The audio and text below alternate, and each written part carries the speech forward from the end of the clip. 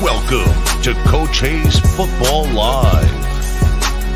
He can talk about anything from high school to the pros. This guy knows the game, so you better not be half-stepping. I can guarantee you most of the audience is going to agree with me before they agree with you. Strap in, because Coach Hayes is about to Crack your cranium and fertilize your brain. Go ahead and right here, right now. subscribe now and check out CoachHayesFootball.com. So what's up, everybody? Welcome back to Prime Time Talk, episode 14. We getting this thing rock and rolling today. If you're a Colorado fan or just college football fan or Coach Hayes fan, whatever fan, hit the subscribe button, man. It's free. Coach giving them out free here for the rest of the month of July. All you got to do is hit the button. Cost you absolutely nothing to join the team. Uh-oh, let me take this number down. I'm sorry.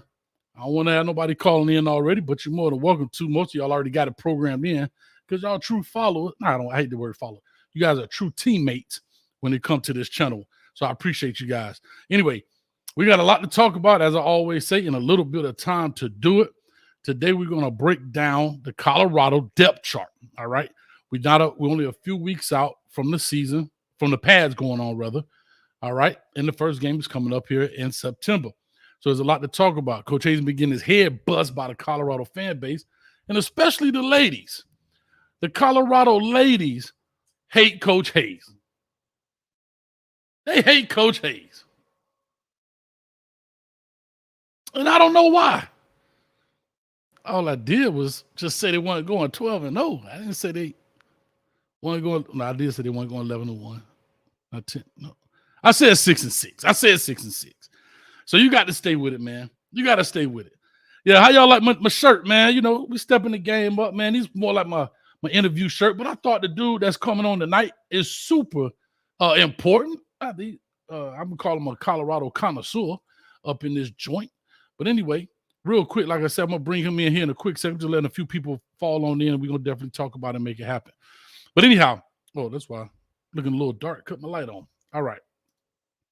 Anyway, we got a lot to talk about. Let me give a couple of shout outs to a few people in the building. Deuce was the first one here, so appreciate you. Thank you. LP, Gemini in the building. Yeah, we even got the bots running up in this thing. We got AI working for your boy. Anwar Little, appreciate you, man. Carpet Tech in the building. They go to producer, always on time. Everything looks good, sounds good. She gave me that new buck. I appreciate that, man. Air T, Coach, just one question. Does it seem when Colorado Prime truly returns, he's going nuclear about mental shortcomings over physical improvements? I'm going to let my guest answer that.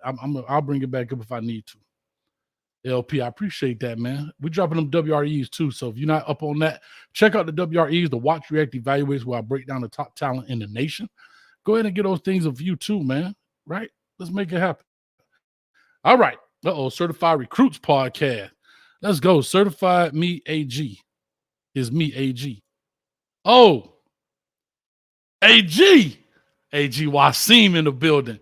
That's Asad Wasim dad. So he in the chat. So we definitely going to talk about his son and see what's going on in here, man. Appreciate it, man. The only dude who got an in and don't use it. We're going to talk, AG. Cut it out, man. Cut it out. Got Blizzy Blake in the building. All right. No further ado. We got plenty of people in the building. Let's get it in.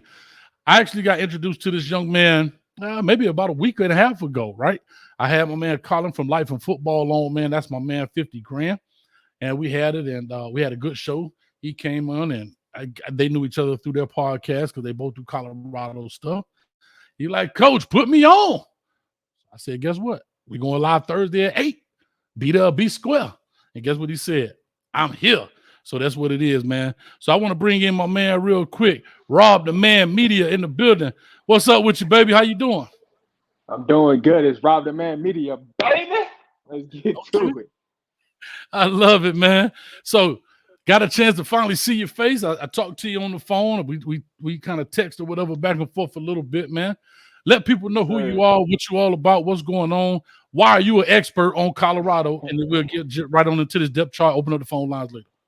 Man, I'm not going to say an expert, man. I'm just well reversed into Colorado football. You know, you can never be an expert because you don't got – it's something you're going to learn. But now, this RobDaManMedia, I started my company about 6 months ago. I talk about Colorado football all the time. So if you're new, you don't know, definitely make sure you follow, like, share, subscribe. Shout out to my Life in Football family. Shout out to John the Liquidator and all the Colorado people. Big Dog Chico, I didn't forget about you. But no, let's just get into it, man. I'm excited, man. Let's do it. All right. So Coach McGinnis' head knocked off a little bit up here, as I said earlier. I am a Prime fan, right? I think Coach Prime, again, somebody wrote me a Twitter it wasn't this long, it was wider than the screen. Yeah. Me calling him Deion Sanders and how disrespectful I was. And I know people are real touchy about him. And I understand that. I get it. I totally understand. But whatever. So Coach Prime, right? I'm a Coach Prime fan. I think he's the best athlete in the world. A lot of people say that's arguable against Bo Jackson. I only say that because I've seen Deion had longevity over Bo. Bo unfortunately got hurt. Unfortunately, that's just what it is. And I mean, he wins at everything he does, but there's also a process to winning. And I think that's what a lot of people are skipping at this point. I'm not sure if you follow that same sentiment or not, but how I look. Okay, good. So how I look at this is, before we get into the depth chart, let me just ask you real quick. What's your record prediction? 9-3. We already talked about this. 9-3 is my ceiling, right? The floor is 9-3. The ceiling is 12-1. That's 12-1. 12-1. So what? The first round playoff might be a loss. That's only loss. It depends on who we draw. If we draw Georgia, hey, we got the dogs in the trenches. But my ceiling, like, my 3 toughest games I see on the schedule, right, is Oregon, Utah, USC. That's just a no-brainer. Everybody else, it's a win-win situation, so you can't lose. But like I said, the floor is 9-3. The ceiling is 12-1. I got you, man. And so, I still think that's a little high, but that's okay. There's nothing wrong with that. And we've talked about this before. Yeah. I just know under the hood what it takes to win. And I'm not saying they don't possess that, but there are a lot of things, a lot of variables. And we did talk. I mean, we were on the phone over an hour yesterday, I believe it was, just having a conversation. And we talked about various things, from referees to injuries to discipline issues that may occur. All of those things can affect wins and losses. You understand what I'm saying? And sometimes things that seem to be a fit are not. I hate to say this, I'm definitely gonna get my head knocked off, but we literally just went through that in Miami. We literally thought, shout out to my man Warren Kane, we thought we had to seal Team 6 of coaching, and we went 5-7. Yeah. And guess what the fan base did? They turned on the players. All the players suck. Oh, the players suck. No, it may be some players, but everybody got something to blame. You know what I'm saying? Like, that's what I love about football is. Think about it. There are over 100 people on your roster, bro. But only 11 play at a time. True. That's big. True. So anyway, let's jump into this deal, man, because we don't have a lot of time, and we already 10 minutes into this thing, man. I see you're right, AG, but Coach Prime could hoop too. I know he can play some basketball too, and plus, he's a Florida boy, so that's a little edge too. I got it. My man from Alabama, was he from Alabama, right? Bo Jackson. Yeah, Auburn, if I'm not mistaken. He went to Auburn, right? Oh, well, yeah, but I thought he was from Alabama as well. Yeah. There we go. Didn't I tell you, Coach? You moving the goal line. Hey, if y'all got any questions, make sure y'all drop it. When that line drops, call in. Call in. We're going to open it up. We're going to give you the 2 minutes. We'll put you on. You know what I'm saying? If you hear this, I mean, your plane crashed, and I ain't playing today. All right? So anyway, let's go and get into this deal. Let me put this up here on the screen. Let's talk about offense when we first start on offense. Let's look at this deal here. And I'm not well-versed when it comes to their depth chart, so I'm using you as my expert witness to help me. I don't know if you can see that clearly or not, but we started off with the ex-receiver and Travis Hunter. I agree. I think everybody and anybody knows who Travis Hunter is, so we can. That's a guaranteed lock. Yeah, we can move on beyond that. Xavier Weaver, what's his deal? He's coming in from USF. He was their leading receiver at USF last year. He's definitely one of those players that's going to lock in one of those starting positions. I do see them going a lot of 4 receiver look. So Javon Antonio, Weaver, um, Hunter, and Jimmy Horn. Those are my 4 starters that I got locked in for Colorado.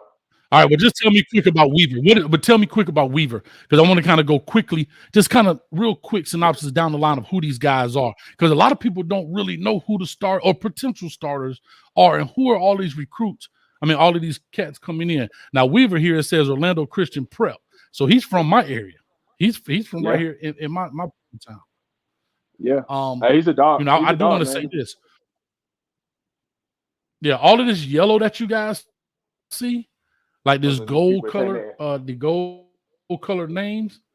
Come on, man, get this crap out of here, man. All these gold colored names means that there are new addition, grad transfers, and freshmen. Look at this. All of those gold colored names mean either they're new, they just came, they are freshmen, or they transferred in. Whoa. All right, Jimmy Horn, he's a UCF guy as well. Talk to me real quick. What does he bring? Oh man, 4.3 speed, baby. He's another USF guy coming from a 111 team from USF that transferred into Colorado. He's ready. He's gonna take off, man. I'm expecting a lot of great things from Jimmy Horn Jr. He's ready to take off, man. He's definitely gonna produce more than what he produced at USF. Because the biggest difference is you got Shedeur Sanders. That's the biggest key. You got a quarterback that can get you the ball in space and fly. Okay. Now, next after that is Christian Lichtenhahn, Gerard Christian Lichtenhahn. He's a left tackle. Big Tank is what they call him, Coach. Big Tank. He's got some competition at that left tackle. Right now I got him penciled as a starter. He is one of the 10 returning players to Colorado from last year's team. But he is 6'10". He's got to still work on technique, but he's definitely right now locked in as the starter, but he's got some competition at that left tackle position. So that's what I say about him. So he's 6'10", 315. Yes, sir. Okay. Big Tank. We're gonna find all right, Big Tank. He look like long neck to me if you call it a V. That's how I'm looking at it. All right. Anyway, Tyler Brown in the building, man. Tyler Brown, he comes from Jackson State. I actually saw, I think Life in Football did an interview with him. Yes, sir. Y'all please excuse this ad they keep popping up. But Life did a interview with him. I like him. Well-read young man. I saw the interview. I like what he can do, but I can like people all I want. Can he play ball? He can definitely play ball. This is Mr. Rock himself, Mr. Strongest offensive line on CU. Transferring, like you said, from JSU. He's very, very solid. Good protection. He's been rolling with Coach Prime for a couple of years now. So definitely ready to see what he can do at the Power 5 level because it is a step up from JSU. So very excited. I would pencil him in at the left guard position. All right, perfect. And he's transferred from Louisiana to Jackson State and now to Colorado. All right, here we go. Next on the list up here is Van Wells, the center. Van Wells, what's his deal? He's coming in at 6'2". This doggone ad, I can't stop it, man. They trying to get paid too. I get it. But I ain't gonna let them get paid on my one. He's 6'2", 290.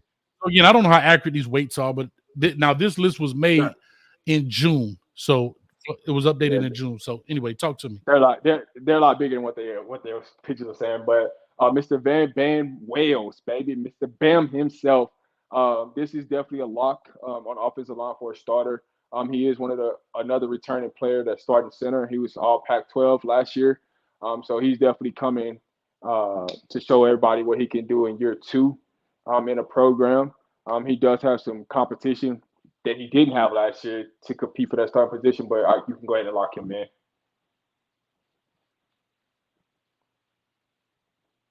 All right, Jack Bailey up in here. He's a redshirt senior transfer, and he's coming from, if I'm not mistaken, is it Kent State? Kent State, baby. Kent or is it State. Jackson State? I can't. No, it's Kent State. It's Kent State. He came over with the offensive coordinator, Sean Lewis. Now with Jack, this is where things get interesting because I know anything about him. I do. He started at left guard at Kent State last year. He's been with them all his career. Transferred to CU. but I got Landon Beebe as my starter over Jack Bailey. But we gonna find out because the pass come home next month. But I got Landon Beebe starting at there as that right guard over Jack Bailey. But he is a solid offensive lineman. Okay. You said you have who starting over him? Landon Beebe. Landon Beebe. Okay, they got him as the backup center. So, like you say, he may come in as a grad transfer. I mean, he comes in, I guess, as a grad transfer, but he's also a backup center, which is good. But he also could be the starting right guard. And if the center goes down, they can slide him to center and then slide my man in if he gets beat out. I'm not going to go back and forth if you guys don't mind because I'm tired of that ad. I didn't know the ad was going to keep doing that. And so I'm going to take your expertise. Plus, it'd be good if you guys could just see the list. Savion Washington, another grad transfer at right tackle. Talk to me. Savion Washington comes over from Kent State also with Jack Bailey. So he was the starting right tackle at Kent State. He's a solid protector on that. Glad to have him because they did need help at that tackle spot. We do got some other tackles that's coming in that's not on the screen just because this is from June, not up to date. But we do got some other tackles that's going to give Savion Washington a run for his money. But I do have Savion starting this year. Okay, now these blue names that we see up here, these are guys who were already on the team. So right now, out of the Correct. 11, you got 3 guys on the team that are potential starters. I'm not saying they are, but potential starters based on this list from last month. Louis Passarello is the tight end. I know he was one of the very first guys. I believe he got his number, one of the earlier Correct. guys who got a number early, and he was on the team last year. So he must have really impressed Coach Prime. He did. But the person that's going to start over him is a converted wide receiver. I think you got him on the fourth or they got him on the fourth or fifth line, but he's a transfer junior that's going to start. So I do like Lewis. I think he brings some great quality, especially in the run game. He can go out and catch passes, but I do see somebody else start over him that's not listed as a tight end that's converted from a wide receiver to a tight end. Okay. Shout out to Coach Bruce. All right. Shedeur Sanders is a lot. We get it. That's I got it. Yeah. I don't want to spend my time on that. We know who he is. We know what he's all about. But what I do want to spend my time is on Ryan Stubb and this Casey Weissman. Ryan Stubb is a true freshman. And again, we talked about this. Knock on wood. So I'm knocking on wood.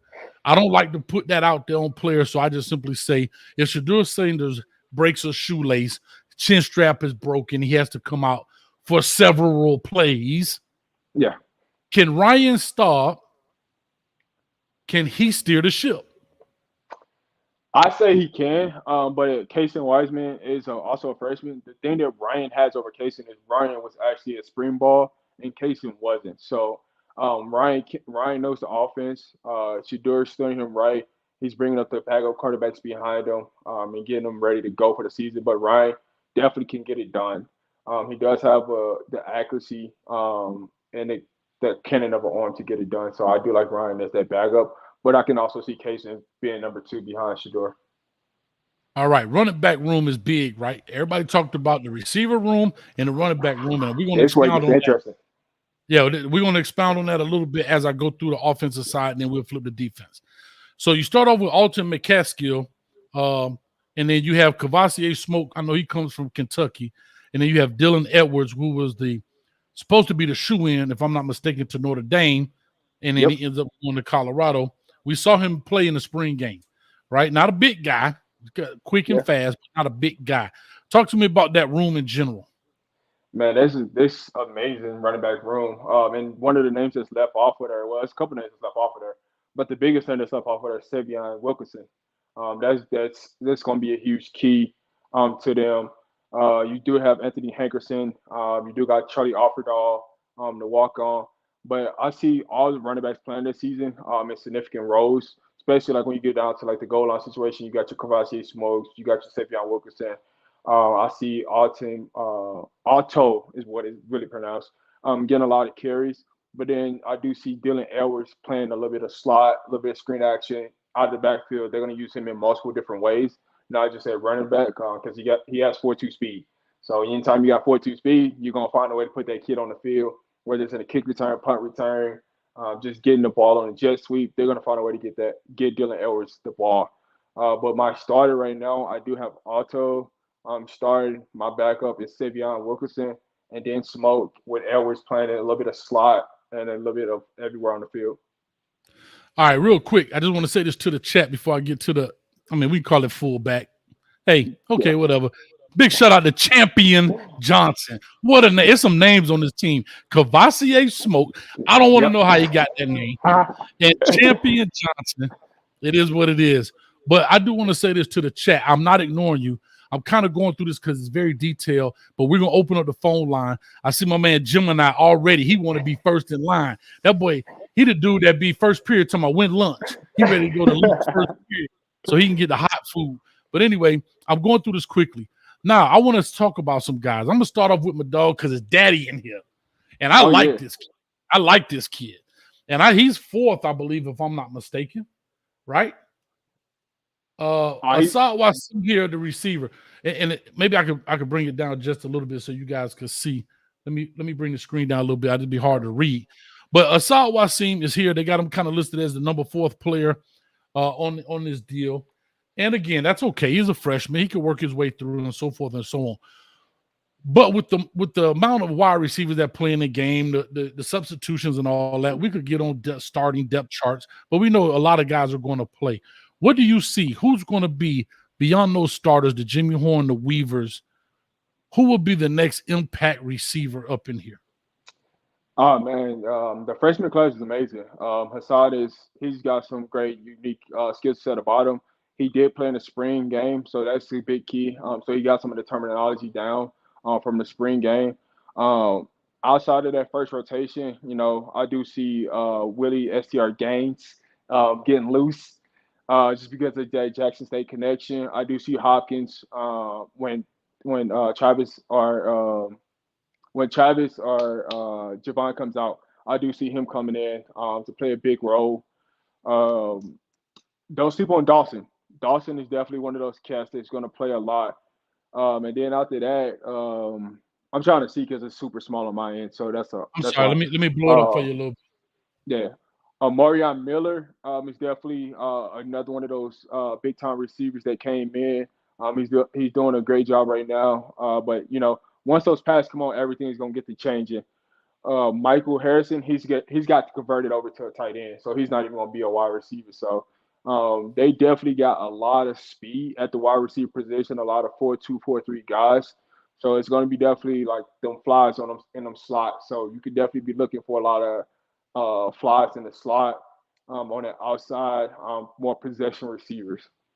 Got you. Real quick, I just want to make an observation here, right?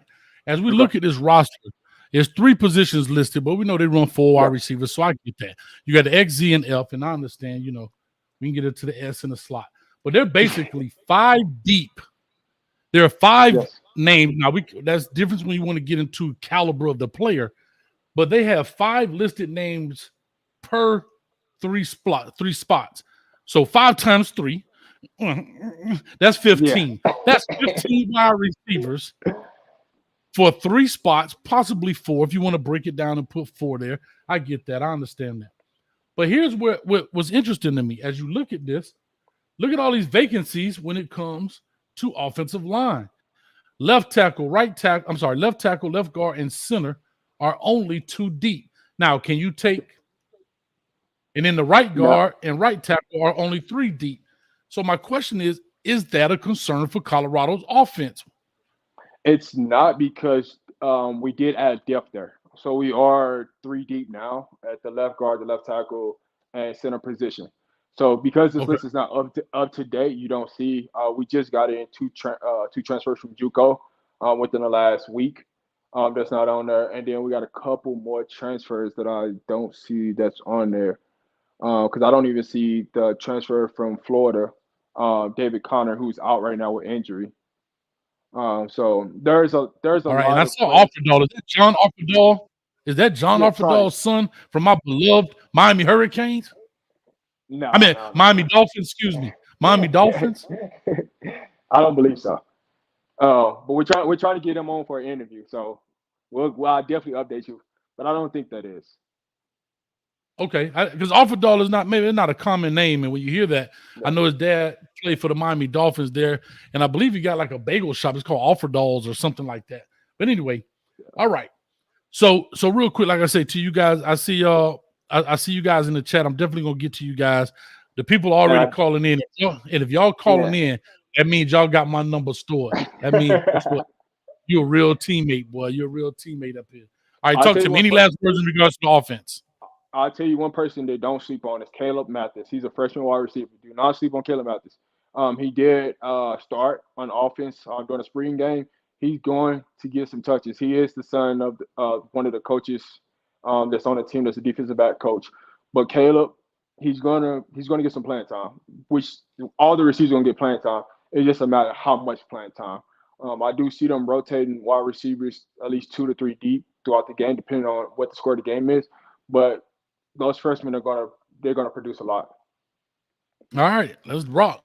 All right, let's flip to the defensive side of this deal, right? And this is where some of the big time names, the Florida State guys, start coming in, right? I did a show and said, listen, man, I'm telling you, these fans, boy, you talk about snowflake and sensitive. My goodness. All I did was I said, Coach Prime robs Florida State. How does he rob Florida State? Those guys don't play anyway. I mean, it's a thumbnail. Relax. Anyway, let's get into it, man. So we're bringing in the edge and Jordan Dominique. Talk to me. What's the deal with Jordan Dominique? 44. See, this is where things get interesting on the defensive line, because you got so many ends that could be converted to defensive tackles that could play along the line. So everything is going to be interesting, because for me, they got Chance Main as the third depth on the defensive end. Really, he's really a starter, but he's probably going to be second team. So when it comes down to the defensive line, it's so tricky. I can see Jordan Dominique starting just because he's been there as a transfer during the spring game, things like that. He's going to be a dog. He's going to be a dog. I really truly like Dominique on that defensive end spot, but he's going to have his work cut out for him with Chance Main. I can tell you that. Okay. So what is Jordan Dominique? Because all these guys are gold. These guys are gold. So they came from somewhere. And they're transferred. So what is and do me a favor, when I bring their name up, just let me know where they come from, so I don't have to go through. So where does Jordan come from? Do you know? I'm trying to think off the top of my head. Don't worry about it. Watch this. The power of the click. Yeah. Watch this. I got you. Yeah. There's so many players that transferred in trying to keep up with everybody. Yeah. Georgia Tech and Arkansas. So he's transferred in from Georgia Tech. Well, Arkansas and Georgia Tech. Yeah. Okay, so I guess his last school was Arkansas at the defensive line. Yeah, he had 7 sacks at Arkansas last year. And he's right from here, out of Lakeland, man, right out of Lake County, out of George Jenkins High School. The owner, the guy who started public shopping center, supermarket, where shopping is a pleasure. George Jenkins High School. All right. I can tell you one thing. I just want to make sure. The defense got a lot of speed. I can tell you one thing. The defense got a lot of speed, and they're going to be flying around. I can tell you that much. Okay. All right. So talk to me about Leonard Payne. Leonard Payne, you got him right now. They got him right now as a starter, but I got my boy Bishop Thomas coming to start from Florida State. He is a dog, man. I'm telling you, Bishop Thomas is going to get loose this year. I do like Leonard Payne. He does have the experience over Bishop Thomas, but I ultimately see Bishop Thomas starting over Leonard Payne. Leonard Payne is going to start just because he was there in the spring game. He knows the terminology, what Sal wants. Coach Sal, the defensive tackles coach, he does know what he wants. So that's why he does have the upper hand right now. But my boy Bishop Thomas, he's coming to wreck shop. I'm telling you right now, he's going to cause havoc. So is Bishop, that's the dude that got the one tooth missing? Yeah. Hey, that boy looking like DNA. Hey, that boy looking like DNA from the URL Rap League. Yep. I want to battle. I said, hey, yo. That boy say he want to battle. That boy say he want to battle. All right, let's go here. Next, the big name. And I know Colin just did an interview with Shane Coates. He definitely Shane Coach is just a character guy, man. Great philosophy coming from Old Dominion. He's going to dominate, man. He's truly going to dominate. He's definitely going to start. He was one of the first players who got the number. So that just goes to tell you what type of character, what type of hard work that he puts in day by day. Come from a great family background. So Shane Coach is definitely one of them dogs that you can look. He's going to cause some trouble. So you said he came from Old Dominion. I thought he came from Dartmouth. No, No, am I wrong? Dartmouth. Sorry, Dartmouth. You're right. Okay, no, I got him and Chaz Wallace. I was looking at Chaz Wallace. That's why I said that. Chaz Wallace came from Old Dominion. I was looking at Chaz Wallace. That's why I'm sorry. No, you're good. All right, and Derek McClendon. Now that's another Florida State guy. That Coach D-Mac. Prime stole. My boy D-Mac, man. Hey, old spirit, man. He coming to cause some hacking, man. I really like what he brings to the table. Good run stopper. He can get out to the quarterback. He just coming to show. He's trying to get to that lead. So love D-Mac. All right, and another Florida State guy, DeMoy Kennedy. Am I correct? Isn't he from Florida State as well? No, he's from Alabama. Alabama. Coach, I don't know how you forgot that one. They wrote an article about that. They was mad because of what he said. I slapped myself. Go ahead. I'm sorry. Yeah, they was mad about what he said about the difference between technique of how Colorado teaches versus Alabama. They was upset about that. But anyway, DK, man, that's my sleeper on defense, man. That's my X right there. That man is 4'3" linebacker that's going to be flying around, busting people's heads. I actually did a video on D. McKennedy. So, yeah, I'll be on the lookout for that boy because that boy is ready to get loose. He only had 8 tackles the last couple seasons. At Alabama, he played a lot on special teams, but this is going to be his breakout season. All right, and Levanta Bentley, talk to me, Coming man. from Clemson. Yeah. Coming from Clemson, man. He's another one. I'm ready to see. I'm just ready to see him to get the playbook down. Ready to see him dominate. I do see him playing more of middle linebacker and DK playing more of the weak side, but it is what it is. It's their depth chart, not mine. But I'm definitely ready to see him. One of the people I say don't sleep on is Jeremiah Brown and B Gant. I do see B Gant and DK starting together. I mean, playing a lot together just because of their speed and versatility on the field, being able to cover linebackers, being able to cover certain wide receivers.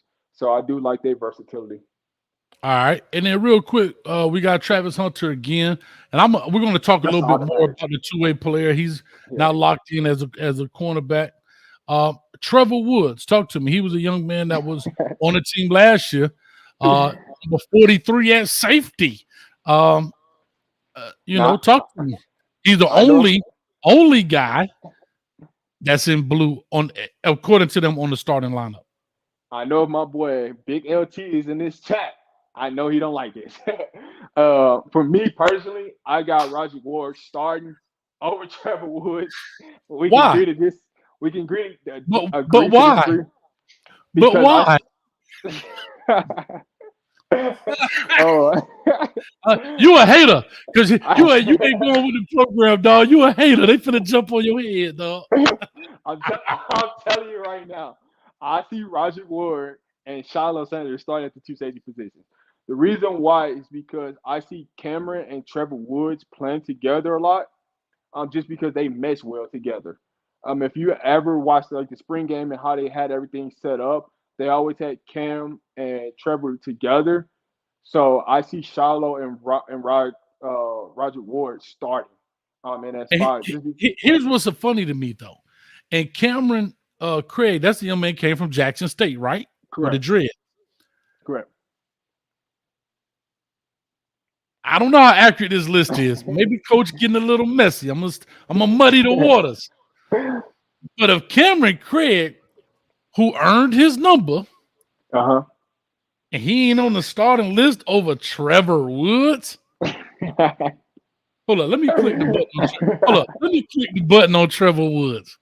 Let me just click the button right quick on Trevor Woods. Trevor Woods is this masked man? Trevor Woods is a dog. Don't get me wrong. Who is this masked man we speak of? I'm not saying he won't play. I'm just saying who I got starting personally. So I'm just telling you who I got starting. But one thing I'll say about Trevor Woods is always in a position he's supposed to be in. When the ball is in flight and there's time to make a hit, Trevor Woods is always in position. the difference between Trevor Woods and Cameron said Cameron. Let me get his name tied. The difference between them two is Cam doesn't wrap up, and he will get ran over at times. But Trevor Woods gonna lay that wood too. So this I told you. Yeah. I told you. And here we go, Aaron. I told you for the story. No, they finna get started. Get it. What you get? But Aaron Willia, I said at the beginning, this was not my list. It came out in June 9th of 2023. And this is why I have the expert. I call him an expert. He don't like to take the title, but I just said that. You know what I mean? This is why I have him on here to make these corrections. Y'all tough, boy. I told you we got to the safety position. What's gonna happen? I need y'all to give Rob some hate, dog. I ain't gonna take this by myself. He said Trevor Woods ain't starting. And here go my thing. Hold up. He said Trevor Woods should be starting in, right? Hold up, wait a minute. Somebody else said, Tony said Trevor Woods is elite, but I need to update my list. Boy, Aaron, I love you, Aaron. I wish you would come on and hang out with us. Them ladies be tough on old coach. I even tried to dress up for the ladies today. I even put on a little cool. I told you when you first put this out, I said there go when we get to Trevor Woods, this is where it's gonna get interesting because everybody has a different opinion about Trevor Woods. Trevor Woods is always in his position. I just don't see him starting over who we brought in. That's the difference. I get it. He's returning to Colorado, but I can also see Colorado playing three safeties. I can see Shiloh, Trevor, and Roger Ward playing at the same time. But one person I'll say don't sleep on because he's not fully healthy is Travis Jay, another Florida State guy. It all depends on who we're playing. Like when we play Utah, I can see Travis Jay starting because they're gonna need some safety that come bring that thunder because they're gonna have running backs and they're gonna have them tackles and them guards just coming for your head and they're gonna need somebody to shake it loose. So we're so deep at the safety position versus the corner position. So I can see us playing a lot of three safeties. All right. Let me see. I'm going to put it because I looked up Woods highlights 1,000 times and hands down a great tackler, but not great in space or covering down the field. I'm going to leave that up to y'all. Yep. I just read it. Yeah, I'm telling you, that's the biggest difference with Roger Ward. Roger Ward can go get that ball. He can run in space. He can hit. And that's the reason why I got Roger Ward. So they're spot on. Trevor Woods gonna come lay that thump. But the problem is when you got to match up with one of them wide receivers and tight ends, they go on that go route. 6 on the board. So it is what it is. Hey, one thing offensive coordinators do, they got to find the fish. And what is the fish?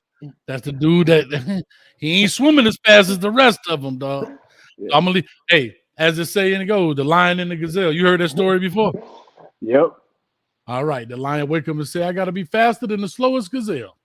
And the gazelle says, I got to wake up and be faster than the fastest lion. So if I find a slow gazelle out there, bombs over Baghdad, it is what it is. But anyway, let's get into these last three. Shiloh Sanders, we know, Kamani McLean, and Miles Slusher. Talk to me. I do not have Miles Slusher starting. I have Jack Quay starting at that rubber star position. Kamani, I'm gonna say this about Kamani, so don't beat me up. Hold up. You finna what? You finna do what? Don't beat me up, but I'm about to really. Hello? Yeah, I'm not gonna be on the screen. I want you to say it all by yourself. All right, so what I'm about to say about Kamani, don't beat me up. I have Cooper starting first game. Kamani is gonna play, but I have Cooper starting first game. Kamani is gonna start down the road, but I do have Cooper starting first game against TCU. The reason why is not that Kamani is not gifted and not talented. I just think with him missing majority of the spring, majority of the summer, and not being in a weight room, that's going to come to hurt him at the beginning. But overall, I do see Kamani taking off and having a great season because people are not going to want to throw on Hunter. So that's going to give him plenty of opportunities to be able to shine, be able to get interceptions. But I do have him playing a lot in the first game. I just don't have him starting initially, unless they go with three corners. If they go with three corners, then you got Travis, you got Kamani, you got Cooper. Those would be my three starting corners.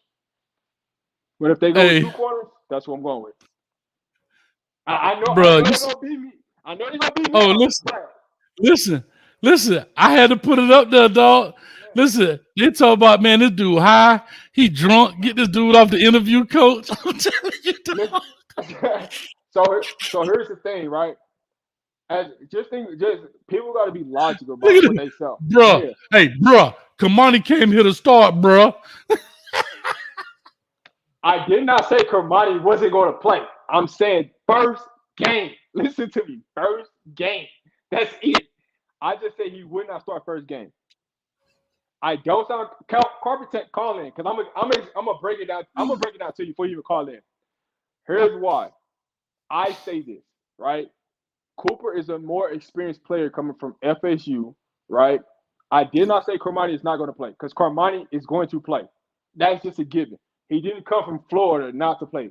I've never said that he's not going to play. I'm just saying, expectation-wise, first game, if he's not starting, don't be upset. None of you guys really know who's going to start. They haven't played a game yet. So for y'all to get upset, keep in mind, the pass come on next month. You're going to see. I know you watched Well-Off video. Where did you see Carmani at? In the second string behind Travis. Am I right or am I wrong? Right? So don't shoot the message. I'm just telling you what's going on right now.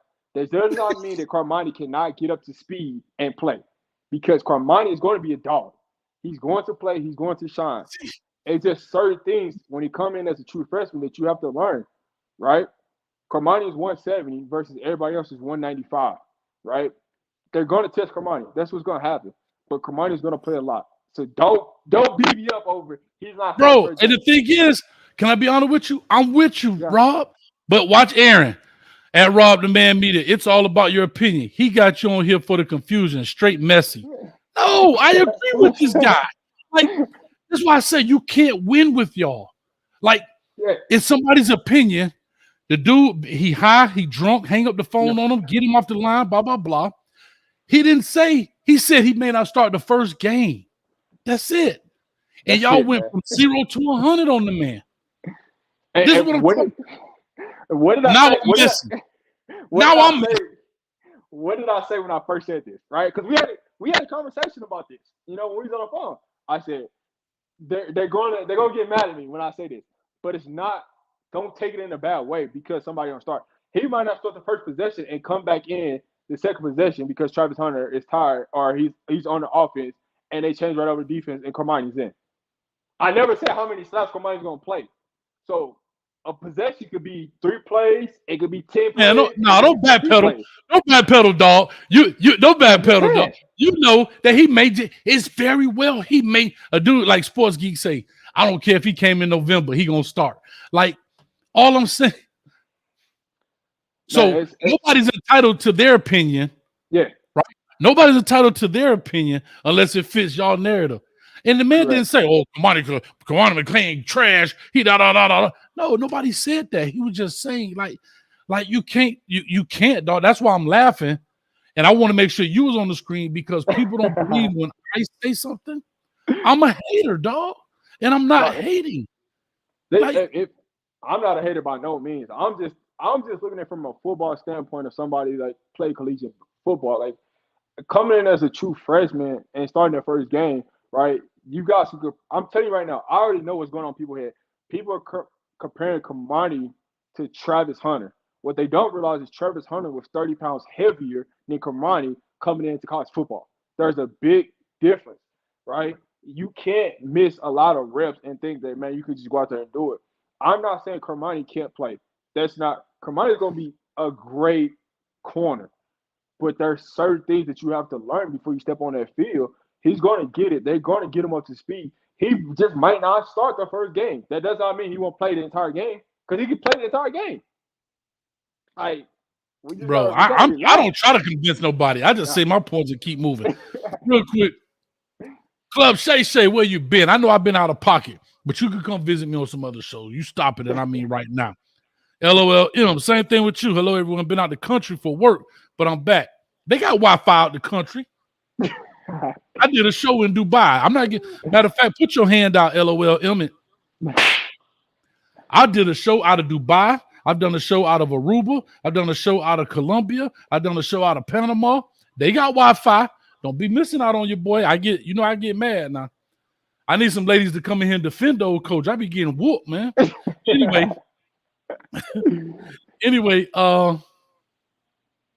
And I'll explain why I got Jaquez Robinson over Miles Slusher. What it comes down to me is, can Miles Slusher cover? I know he can go and hit, but him covering receivers is where it comes down to. And that's why I give Jaquez the upper hand, because Jaquez can't cover those slot receivers.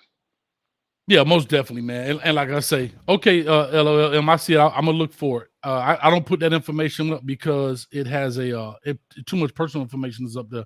But I would definitely give you a shout out for it. Anyhow, and then last but not least, talk to me in reference to some of these guys like Savell Smalls. I see was a big name. Omarion Cooper coming from Florida State was a big name on defense. Hold on, let me pull up these other names here. You talked about Chaz Wallace, Brendan Gant, those guys. Those are the Florida State guys. And I know you did kind of talk about them. Yeah. Let me go back here and get deep. What about a Vito Tisdale? I know he's from Kentucky. He is from Kentucky. He's an underrated player, right? You got to think about it. He left a starting position at Kentucky to come to Colorado. So you put a lot of bet on yourself where you was the man, got hurt, and you was gonna come in and start this year, and you come to Colorado. So don't think. Hold up. I'm finna start at Kentucky, and I'm the third string behind Trevor Woods and Cam Craig, and I was gonna be starting at an SEC program at Kentucky, and I'm the third string. Oh, somebody got to see me. I'm telling you right now, Kentucky was upset by him transferring. I'm telling you right now. You can look it up. You can go read any article. They were truly upset about him leaving. So him transferring to Colorado is kind of interesting to see what they're really going to do with him, just because of, like, you left a starting spot at an SEC school to come to Colorado. You're really betting on yourself. I get it that he got hurt last year, but to come in as a projected starter this season and to leave, kind of interesting. Well, like I said, it may be certain things. I mean, like I said, we never know what's happening behind the scenes. Yep. And ladies and gentlemen in the chat, this is all speculation. We don't know until we know. Unless you're one of those guys in that coach's office, in them coaching meeting rooms, you never know what it is. But real quick, LOL, thank you so much. Oh man, thank you. I really appreciate for what you did. Thank you on PayPal. I really appreciate that.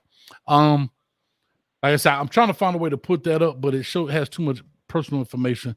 But Cash App definitely I put Cash App up in your super chats if you like to do so. Anyhow, as we here, go ahead and hit the like button, hit the subscribe button. I appreciate it. We got 185 in the building. Let me do this piece right here. Let's go ahead and clear the air a little bit. Let me get that out the deal. We're going to open up the phone lines here in a quick second, and that's okay. All right. I already know Carpet. I'm ready for Carpet taking old school to come on, because I know they got something to say. I got Gemini in the building. I got 0442 on the line.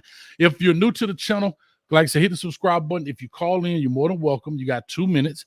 Okay. If you call in, you got 2 minutes. If you hear this, that means wrap it up. Because if not, I'm going to crash your plane, get you up out you, because we got other people on the line. All right. And you'll see the timer clicking as we go. The phone number, let me put that up, 862-799-9956. I'll also put it scrolling here at the bottom as well. Let me see if I can do that. All right, we got it scrolling down there at the bottom as well, so you can definitely check that out. Call on there, get into the queue. I told you, Rob, like, and all I did was facilitate. I just asked questions, and I'm messy. I'm messy. Everybody has their opinion. Everybody know this, know that. I'm telling you right now, I will be at open pricing for Colorado. I live in Colorado currently right now. So you can get at me, whatever you want to do. It is what it is, man. I'm just telling you what I see. And I do have inside sources to the Colorado program for those that don't know. So it's not just me just saying stuff to just say something to get a rise out of y'all. I'm just going off of inside sources from what I've heard. And I love it. And to real quick to Reggie, $2 thing says, Coach, remember I bet no lady's gonna call in. There it is. Ladies, I need y'all to call in. LOLM, you always call in. Help your boy. I don't want to lose my money. Me and Reggie got a significant. I need a lady to call in and ask some questions. All right. He talking about we capping. Nah, me and Reggie made a bet. We always say the ladies don't call in. Sheila from Colorado used to be here. Ellen. There go Ellen in the building. All right. Here we go. First call on the line. He been hanging out. First one in the lunch line. Gemini in the building. Gemini, talk to me, man. All right. What's up, Rob? First of all, can How's you it hear going, me? man? I can hear you. Rob? I got you. Chilling. All right. Coach, what I was trying to explain to you, that is why I do not look at the previous record of 1-11. The only thing that I was worried about once Prime and them got there was the defensive line and the linebacker core. That is what I was concerned about.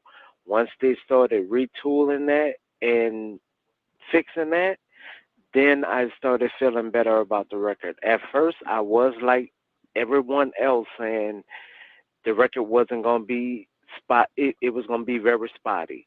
But once they started fixing the D-line and the linebacker core, that's what had me at the 8-4 record. So as far as the 12-0 record, I'm not even looking at that. I never said that. I'm not delusional. I'm logical. And a lot of what Rob said today, I actually agree with. So What? You a hater? on that. I don't give a what? They say you a hater if you agree. Man, I'm logical. I play ball. So at this point, when he got there, I'm proud of that he was able to out-recruit coaches that have had their job for years, and he did all this in 5 months. And it normally take people 2 years. So if I'm going to be a hater, I'm the one champion for this man. He did this in 5 months. So if I'm a hater, I guess I'm one of the coldest haters you'll ever see. All right. Hey, I got you, man. I'll do wait. You got 15 seconds, man. Go ahead, Rob. You want to respond? I'll say this. You got to add to that, Rob? I'll say this to anybody that's in the chat right now. Why would I give up my source? What? That don't make sense. No, I'm not asking you to give up your source, big brother. I'm saying, were you concerned also about the defensive line and linebacker core at one time? Because everything else was being prioritized and fixed, but the defensive line and the linebacker core was like was being overshadowed, I should say, at one point. I got you. So my biggest concerns, like when I went from spring game, is offensive defensive line, and the reason why I say that is because you got to win in the trenches. I just didn't feel like we had the physicality, especially on the offense in the trenches. We just didn't have the dogs, and we didn't have the depth. We had a couple pieces, but we didn't have all the pieces. Now I can say that we truly have a real offensive line. We got some girth in there. We got some people that's gonna mow some people over. So that was my biggest concern. Defensive line. Once we got in the transfers that we got in, it wasn't a concern for me no more. I do think we got more defensive ends, and we need a couple more defensive tackles. But from a standpoint of the defensive line, I was more worried about the offensive line than defensive line. All right, there it is, man. Well, I got to run Gemini because there's a lot of people calling, dog. Appreciate you. 0442 0442. You on the line. Call her, talk to us. You got 2 minutes. What's happening, Coach Hayes? What's happening? Okay, this is Nick Bone calling in, man. And I'm gonna hit it off right off the bat, and I ain't sparing nothing. And I know you got your sources, sir, but I got a question for you. Okay. Prime always said, I want the best at every position. I'm getting I want recruits from here and there and there. But what about the quarterback position? You had all those guys in the portal, Spencer Sanders, the guy from there's a whole lot of guys in the portal that can play quarterback at a backup. But why isn't it the same standard with the quarterback position? Just a question. Right. I'm just reading my. Here's my question to you. Why, if you're a transfer quarterback and you start and you put up big time numbers, why would you come to Colorado knowing that you're not going to start because you're Shedeur Sanders? Okay. I'm gonna argue against that. Okay. What has Shador done at the FBS level that proved him, or against FBS teams that proved that he could even be a starter and be consistent every week? So what is all right? So I'm Hello? gonna ask you a question. Shador has not done it at the Power 5 Don't level, get that. right? But what you're trying to get out of a backup quarterback, you have to understand what kind of offense we run and what do we really need from a quarterback, right? We need accuracy on point. Some of these big time college quarterbacks, they fail at accuracy. Why are they still in college, right? Why did they not go to the NFL? Because they're struggling with accuracy and hitting open receivers. So it's like Sean Lewis wants a certain quarterback.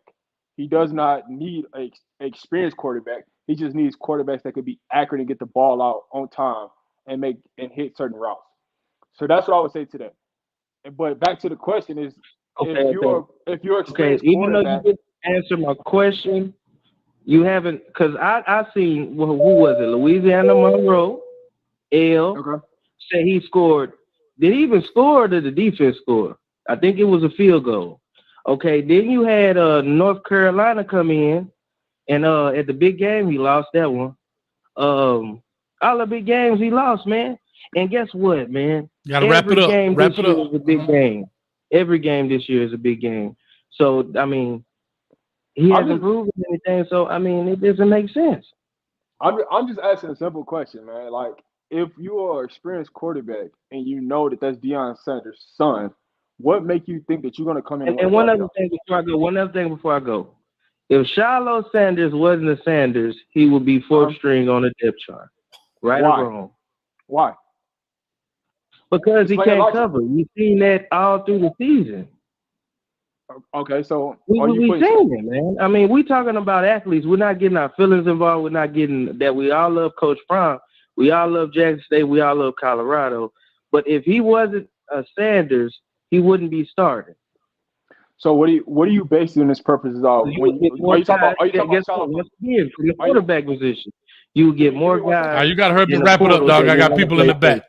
Go ahead, real quick. Answer that for him, Rob. I gotta let him go. I just Go want ahead. to ask him one thing.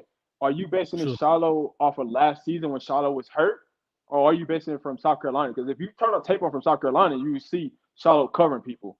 You will see different things from Shiloh. So you can't make that preference on Shiloh be a fourth string because Shiloh put the work in. He's been an SEC program, so you gotta understand where you're going at with this logic.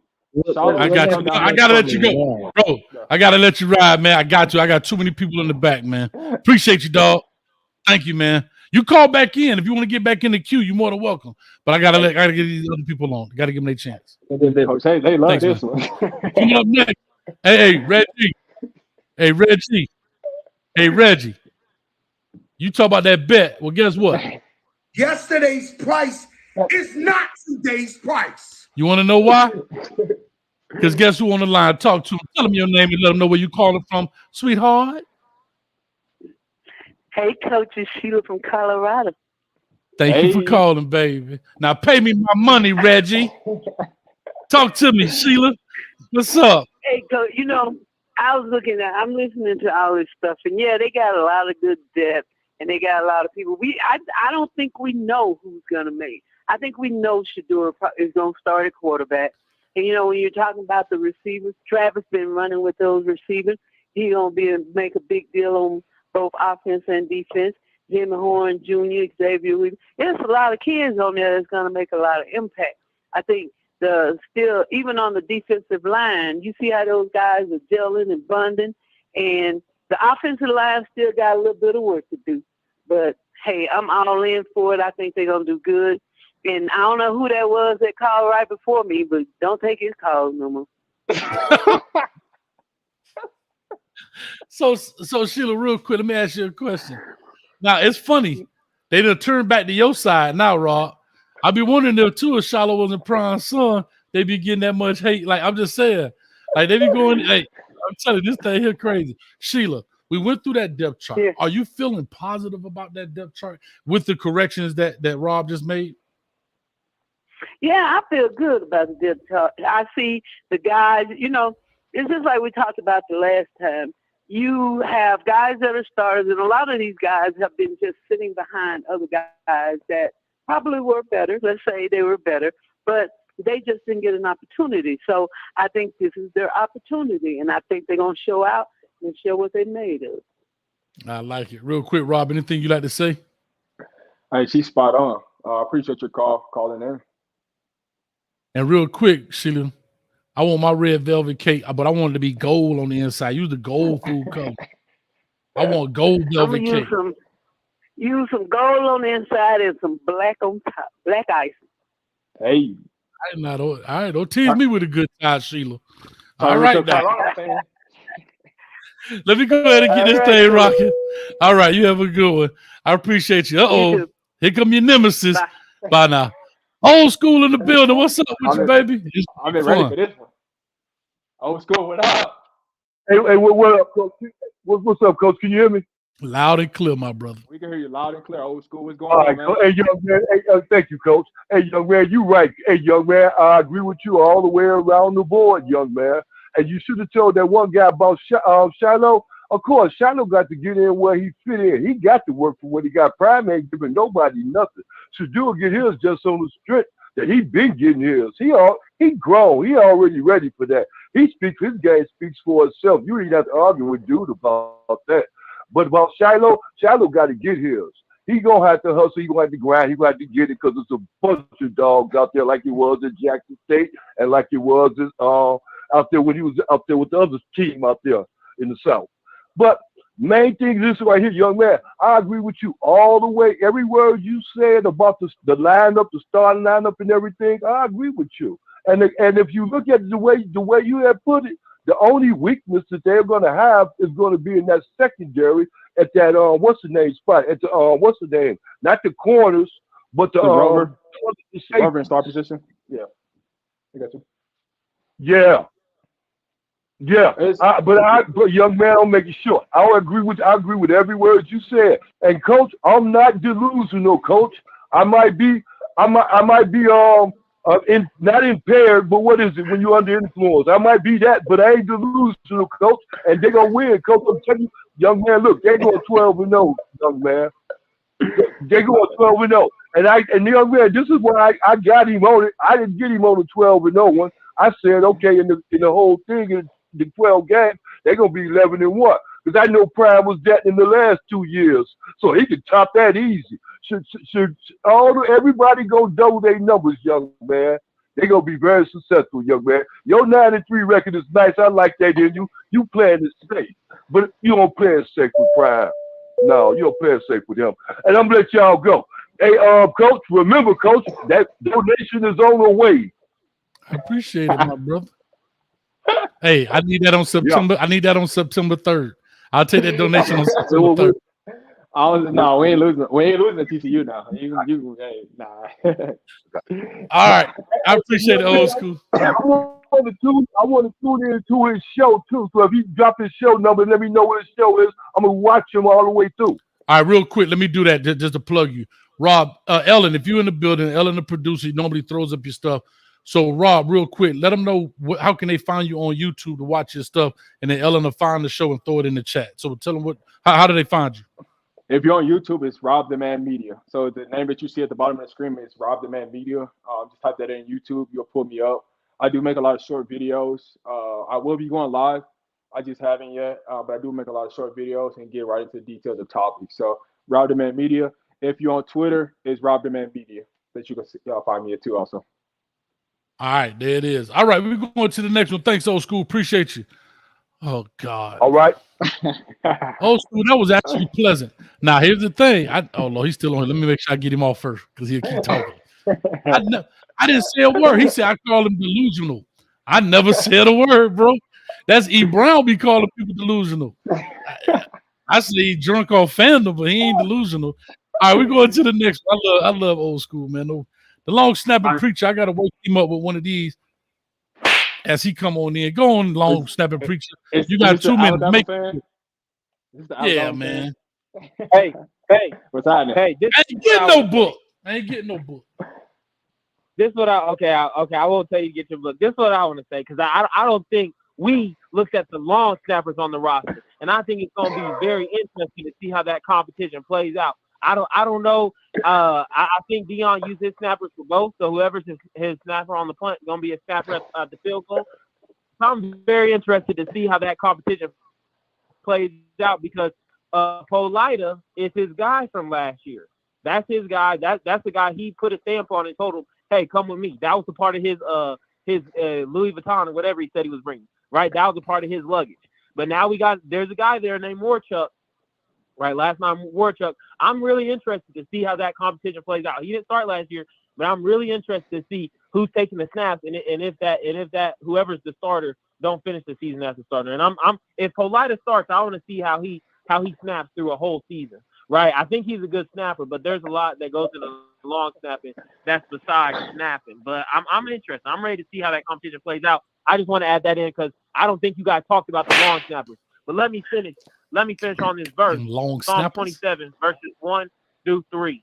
The Lord is my light and my salvation. Whom shall I fear? The Lord is the stronghold of my life. Of whom shall I be afraid? When the wicked advance against me to devour me, it is my enemies and my foes who will stumble and fall. Though an army besiege me, my heart will not fear. Though war break out against me, even then I will be confident. Put your trust in Jesus Christ. Make him your stronghold. Because even when they start coming against you, guess what? I don't care who's coming at me because I know who got my back. The King, the one who palms the universe in his hands. Thank you guys. Hey, awesome show. Thank you for letting me call in. Have a blessed one. Bye, Coach.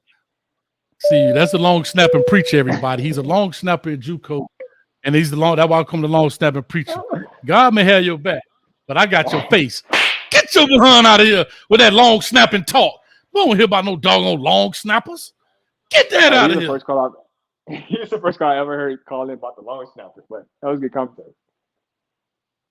Because he's a long snapper. He is a long snapper, that's what he is. So I get it. All right, we're going to the next call, 6542. 6542. Caller, talk to us. Give us your name, where you calling from. You got 2 minutes. Hey, what's going on, man? You can just call me T-Bone, man. We got a neck bone. We got a T-Bone. All right, T-Bone, talk to me. I'm calling from Atlanta, Georgia. Just to get 2 cents. And how you doing, brother, man? I don't know your name though. RobDaManMedia, baby. Yeah. I think it's just I just think it's his mentality for Deion Sanders. His mentality. If you can go back far as high school, it's overtime when they had all the video with him, Shador, and Shiloh playing high school 4 state championships. They whole mentality was dominate, blow the folks out the box.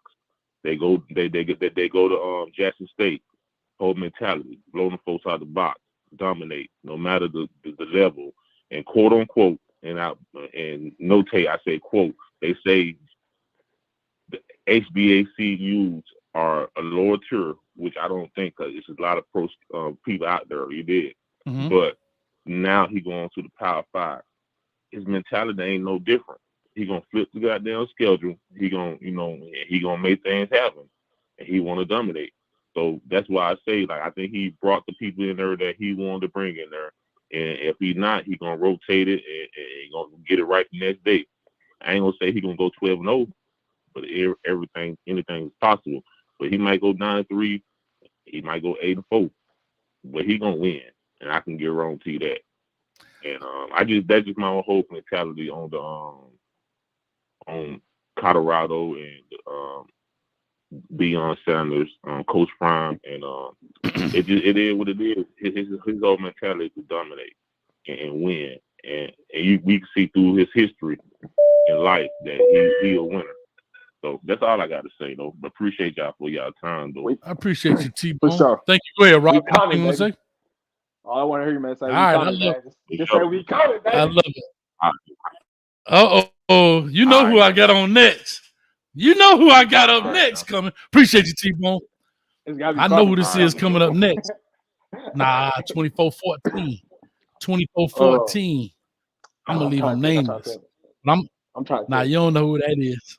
You don't know who this is. I know who it is. I know who this is. Let me see what I want to do. Guess what? At the end of the season, this is what he's gonna be saying. What more do you want from me? What? Oh my God. CEO. Listen to me. CEO. Thank you for coming on the show, my boy, because I get tired of fighting myself. I do have a couple of discrepancies in reference to what you said. Okay. My discrepancies are you say 9-3 bottom. I don't see that at all. Yep. I am the originator of the 12-0. Oregon, Utah, and USC. Okay. Primarily pass-based offenses. Who got a better secondary than us? Quick again. Better secondary? Secondary, pass rusher, linebacker room. I would say Utah because of physicality. Okay. You have the right to believe what you want to believe. I don't see them games as a loss. I see Utah as a challenge, but I don't see it as a loss. Okay. Well, it's a difference, man, when you get hit, man, that first punch, man. I'm not saying that they're gonna like lose, but I'm saying like Utah's gonna be a challenge because of physicality in the trenches. That's what the game's gonna be, win or loss. I agree with it. Second thing, you said Kamani. I ain't finna jump on the little buddy bandwagon. His weight he could be heavier, but at the same time, you put too much weight on him too fast, he don't have the speed and the athleticism that he currently has. The fact that he's 6'2" with this athleticism, you ain't got no cornerback 6'1", 6'2", Travis Hunter, Kamani McClain all throughout NCAA football, bro. So the wingspan, speed, athleticism, okay, I get it to you. He might not come out the very first play. I do see him having a reputable career. And for Coach, you said you know what it takes to win. Can you explain to me why you don't have a ring on? Oh, you want me to go get it? You want me to go get it? I go get it. I'm saying, you want me to go get it? Matter of fact, hold on. No, matter of fact, here's what I want to say to you. Here's what I'll say to you. I'll wear it and put it on the same hand when you put that donation in my hand. Because, see, I try to stay out of this, CEO. I was over here quiet, sipping on my Colorado concoction. But now you done started. And guess what? I ain't have time. But today I got time, dog. Because I'm going to keep it G real. I don't fuck with you because you disrespecting me. You disrespect my hood by telling me take off my flag, asking how gangster I was. I got time, boy. I was acting cool, cuz. I told you I ain't got time for that. But today I got time, cuz. CEO. No, CEO. No, see, no, don't keep up the good word. Don't run now. See, here you go. No. Nah, guess what? I give you another 2 minutes. Look at it. He want to run. That's another 2 minutes. That's my 2 minutes. Now, CEO, you came on this show. You say you the creator and the master of 12-0. And you came on and you said you want to make a substantial donation to the Hayes Foundation because Hayes love the kids. That's it. And I agree with you. How you gonna get it when you lose? But we're gonna put that money. I mean, we're gonna put that donation in escrow. We're gonna put all of it in escrow. And I'm ready whenever you're ready. You told me you had to move some things around. All I gotta do is hit the button and it's there. I already got it set up. I got the escrow, and I'll even pay the escrow fees. No problem. We said we're gonna do that for 12-0 record. Then you come back and say you want to make that same donation per game. I'm ready. You hear me? You hear me stuttering or making excuses? No. The week before the season starts. I just want to make sure. I want to make sure every time you call in, I bring this up so there's enough video evidence because you the one said, I hope you're recording this. So I am recording each and every one of these, and I'm finna make sure, CEO. Boy, look here, boy. Listen, man. Hey, hold on. I'm on that. Well, I'm on that. Man, I'm on that thug motivation. I'm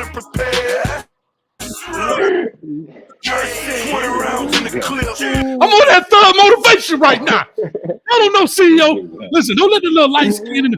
Hello, today everybody. I'm going to talk prime time talk. But don't let this come about me, what? Ask questions later. Huh? The whole car strapped, and I ain't talking seatbelts. You understand me, CEO? This thing done went off the rails, my man. I'm ready. I'm fully prepared. I ain't cutting no corners like a Wendy hamburger.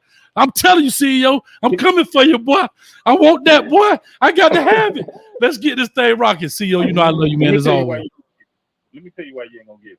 I told you that Tyler Brown is the strongest man on the defense. Offense. Okay, I'm gonna go with that. I don't believe it, but there are two that's so close to him that you can't see the difference. BD and Maine. Them some dogs, bro. Okay. Them some dogs. Good. Hey, tell them to fork up their NIL money to you, because I'm gonna have to have it. I talked about chance. Go ahead. I got to get to these next callers, man. Hey, CEO, you know I love you, bro. We're going to make it happen, man. Appreciate you. Yes, sir. All right.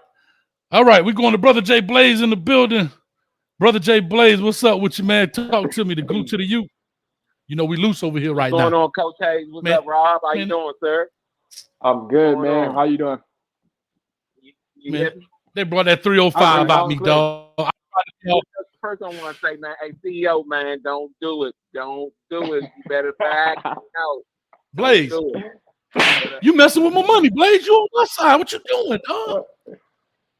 Hey, man. Hey. Nah, dog. Hey, man. Nah, boy, I got to have that, boy. All right. Leave that one alone. Hey, Rob, I got a question for you, man. Go ahead, man. The spring game. All right, the spring game, Colorado spring game. You know, hey, some people were saying they didn't like what they saw. What do you think is the difference now from that time frame that Colorado made to convince or to reassure people that they're going to beat TCU and the other teams coming this season? What moves they made on their roster? What I would tell you is you can't compare the spring roster to the roster now. All right, go ahead, Rob. I would say this: you can't compare the spring roster to this roster. It's completely different from head to toe, from the offensive line to the defensive line, the defense in general. I mean, they got rid of a lot of players after that spring game and brought in a lot of players. So when you talk about expectations only increased in the Colorado locker room, right? It didn't change anything on the sports betting side besides one win, right? They took them from 3.5 to 4.5. But as far as the roster go, the entire roster changed from the spring to the summer roster. So it's a major difference. Okay. All right. What do you think Deion going to be? More pass heavy or more run heavy? It's actually going to be a balance. I don't see them like just going one way or another. The defense is going to dictate what goes on just because of how the offense is designed. It is a spread out offense, but they will run some tight formation offense. If you ever watch Kent State and Jackson State, it's a combine of both at Colorado. So you got to see just some of the basic stuff in the spring game, but it's going to be a different version come TCU game because there's going to be a lot more plays that's been put in and established. So there's going to be a balanced attack. There's going to be games where they're going to run the ball more than they're going to pass. There's going to be some games where they're going to pass more than they run. It just all depends on what the defense is doing and what they see. Okay. All right. Hey, man, it's all about that. Hey, it's all about the youth. And I hope you like the Hurricanes because we're going to do something this year. I love it. Blade, we're going to talk here shortly, man. Appreciate you, man. That boy Nasser Jones said Colorado lost their spring game. I didn't say it. They put it in the chat. Hey, I want to say to the chat before I answer the next call up in here, I'm going to 7381. I'm going to you next. But I do want to say to the chat in here, I apologize. Coach Hayes lost his composure. I tried to wear my little nice shirt, and I got a guest on, and I done shown out in front of the guest. Well, y'all done made me bring that Jeezy up out me, dog. Know what I'm saying? CEO done made that Jeezy come up out your boy, huh? Huh? Shout out to Life and Football. I see you, baby. Where you at? Talk to me. Where you at? Life and Football here in the chat. I see him. Shout out to all my Life and Football family. Oh, the Life and Football family. Yeah, most definitely, man. All right, Blade, let me get to this next caller, 7381, coming to you right now. All right. 7381, caller, talk to us. Give us your name, where you calling from. You got 2 minutes. Hello? Yep, we here. Hey, this is Robert Axon calling from Waco, Texas. All right, Waco, talk to me. Yes, sir. I just want to spit a few facts for the. I used to coach football and track myself, and people that don't follow the game of football, it's a lot of people out of guessing. So just think about this for a second. Georgia beat Oregon. But first of all, people always say the Pac-12 is trash. There's always been trash, but since Coach Prime got there, now all of a sudden USC won a few games. They got revived last year. Now all of a sudden they're like the Pac-12 is all of a sudden the SEC. Georgia beat Oregon 49-3. Georgia beat TCU 65-7. But guess what? Georgia only beat Kent State 39-22, and they scored a late touchdown with less than 2 minutes to go to make it that score. And Kent State don't have half the athletes that Coach Prime them have went out and recruited, and they still hung 22 on Georgia. And so the people that don't really know about football, it takes talent, and he went out and got that. And people are gonna find out, and I hope they give Coach Prime and his staff the credit that they deserve. He went out and got SEC coaches. He went out and got SEC talent, ACC talent. They only have 10 players from last year's squad. People are going to find out. They're going to be on a whole different level, and they're going to see. But that's all I wanted to call to say is that if you want to compare something, go back and look at Kent State. They had a few talented players, but nothing like what they have now, and they hung 22. Matter of fact, they had to kick 2 field goals. They had a chance to hang more points on Georgia than that, and they ended up kicking 2 field goals, 39-22. But what game is this? What Oregon game is only this? hang 3, and on TCU can only managed to score 7. Okay. Hold on. I want to wait. So you're talking about the TCU game from last year? Yes, sir. In the national championship game, they only scored as much as 7 points. In the national championship game? In the national championship game, it was 65-7. In the preseason, Georgia beat Oregon 49-3. But the Pac-12 is so great. But Kent State also played Georgia in the preseason, and Georgia beat them 39-22. And they didn't score that last touchdown until less than 2 minutes to go in the game to make it look a little better than it was.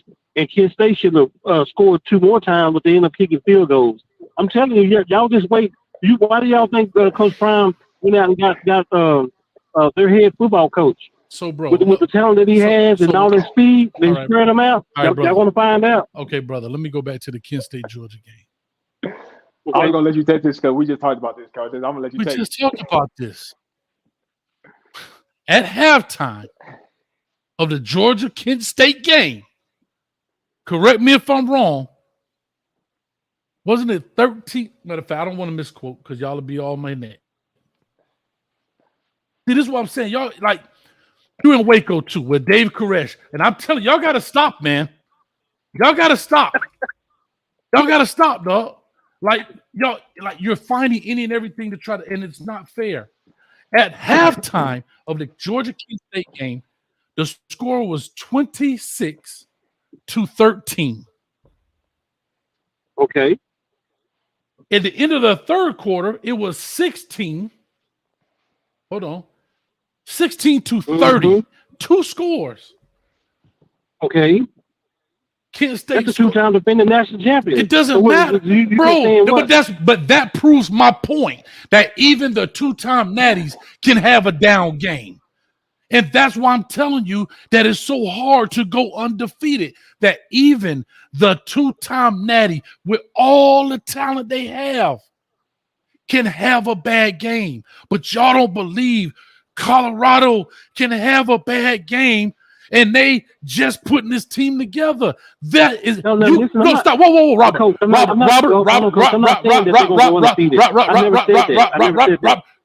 stop.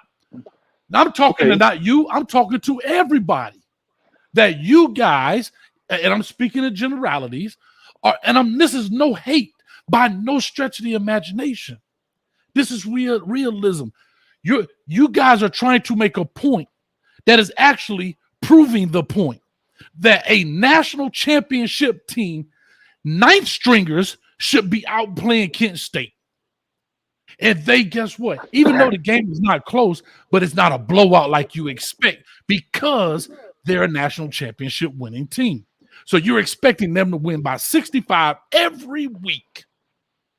They are human beings too. Them kids probably downplayed Kent State, blah, blah, blah. But when the rubber hit the road, guess what? The car got moving. And now it's hold on, because you heard what you said. Even with that last score, Robert, you said, oh, Georgia had to score at the end to make it respectable. It's still a W. But y'all don't hear that. I get it. Hold on, I'm not finished, Robert. I get it. Wait. No, you don't get it. What about the 3 points and the 7 points that Oregon TCU had 10 altogether? And I'm telling you, with the talent that he's going to get, the SEC talent on defense, the ACC talent on defense, they don't play defense in the Pac-12. That's why he told y'all. He said, "I'm going to get people that can prevent Robert. I get all that. I'm going to get somebody that can score." And he did that. Robert, stop. I do these shows all the time. Everything you said, I've heard 25,000 times. Okay. I'm going to say this last piece to you, Robert, and I got to push on because I'm way past time. Okay. All right. But I got to say this. Okay. You brought up TCU. Am I correct? Mm-hmm. And you brought up the record of TCU, that how Colorado played them last year, right? Mm-hmm. Would you agree or disagree that this is not the same Colorado team from that last year? I agree. Okay. So why is it that y'all want to use last year's 1-11 team to make your point about why you're going to beat the TCU of this year to say the new Colorado team going to beat the new TCU? Which I don't want to use no other comparison. Because if we say 1-11, it ain't the same team, but yours use the 1-11. Same team. I know, but about the talent level. They, listen, before that quarterback got hurt and went out the game, they brought back their man. Look at when they scored all their points in the fourth quarter. I've heard that. But the team that they ran over last year is not going to be this year's team. Robert, TCU going to find out on their first game. I promise you. You're 100% right. But back to that point, you are holding the first game coaching Sonny Dykes at TCU accountable. That was his first game coaching them. In practice, that I forget the kid's name, who is now going to be the returning starting quarterback, outplayed Dugans maybe in practice. But maybe Dugans wasn't a practice dude. Maybe he's a gamer. And he had to figure that out in the game. Because now, hold on, if Ron Dugans may have become maybe he's not a practice player. I don't know the situation because I wasn't there. But what if Ron Dugans started off? You wouldn't make that comparison. Because when that young man got healthy, did he come back in? Heck no. Ron Dugans played the remainder of the season. What I'm saying is Sonny Dykes is in the same, at that time was in the same boat as Coach Prime right now. He had to learn his players in game situation to say, oh, this dude ain't who I thought he was. Or this dude is who I thought he was. And that's part of coaching. Right now, none of these players have been in a game situation together because they didn't play in the spring, except 5 of them maybe. So the majority, there's a lot of learning in this that Coach Prime is going to see from the first snap to the last snap of that first game that he's going to say, uh-oh, player X ain't who I thought he was. Now, at Folsom Field, he a gangster. But when we go over there to the Horn Floor, he may not step up like I thought he did. That happens everywhere. Bro, I've had practice players. Man, the dude looked like a Greek god. Guess what? He couldn't play dead in the Western. Right? But in practice, he yelling. He the number one this. Let's go, team. He get everybody in check. Man, he getting broke down more than the doggone science project. I don't know that till we get into the game. We hang 40 or 50 on the first game. Our offense going to be explosive. I promise you. Wait and see. Y'all just wait and see. Y'all everybody going to be down all their words. You're 100% right. And I love you. Coach Prime for a long time. He's been everywhere he goes. He went got his own players like a draft. Yeah, they're going to be good to go. You watch. I've been following coaching for the past 3 years, too. You're right, for a long time. Stop. No, I've been all the way back to high school. When he coached the Sun in high school. I've been following him ever since high school in Dallas when he coached the Sun. 3 straight state championships, by the way. What was the high school name? What was the high school name? You got other callers, Coach. I get to. What was the high school name? Trinity Christian School. They're in Dallas, Texas. Say it again. A private school that can do all the recruit. A private school that can do. A private school that can do all the recruiting they need to do. It ain't no different than St. Thomas. St. Thomas I Aquinas. understand. We're not arguing that, Coach. I understand how that works when people pay for their kids to go to school. That's what I'm talking about. I said I watched him, followed him since his days he coached his son from Pee Wee football all the way to high school. And you brought up and then he went to Jackson State. I watched his son. He's a quarterback all the way through and through, and his dad ain't never gave him nothing. He earned every bit of it. I agree with that. But y'all see, he's gonna show y'all. Rob, I love you, dog. Dropping the dime. I love you. September the 2nd, y'all. I love you. Guess what? Hit that subscribe button for me, Rob. I love you, bro. I sure will. Y'all have a blessed one. Thank all you. day, man. Appreciate you, brother. All right. Into the next one. 4272. Hey, I told you get fun on here, Rob. But you're getting fed up. So I be giving, because I'm not trying to change people's mind. I'm trying to just show reality. Not even reality. The same logic that they're using for why they're going to win could be the very same logic for why things could happen. It's no room for error for them. This very same Sonny Dykes, they don't bring up the fact that was his very first game. He was learning the team, blah, blah, blah, blah, blah, blah, blah. And to give Sonny Dykes his credit to say, look, it might have been a blessing that dude got hurt. I hate to say it that way, but that happens in game. You know how many games where we all seen Varsity Blues? You seen the movie Varsity Blues? The dude was over there doing his homework. He didn't really want to play, but ended up being a ball player. You never know, and that's why I love this game. There's so many variables, so many unknown. Do you know, as long as Nick Saban been coaching, today he learned something new that he never learned before. Every day you coach football, you learn something new that you never learned before. To each their own. There's a lot of practice players that don't shine in practice but show up on the game day, and it's a different player. And you don't know that until Dugan showed up. He took the hell off. You like, who is this dude? Yeah. All right, 4272 coming to you. 4272. Call or talk to us.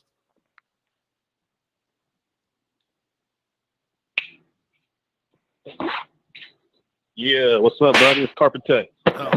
What up, Carpet Tech? I'm gonna let y'all two have it. Go ahead, Carpet Tech. Talk to him. Your time running, bro. Okay, yeah, I see that.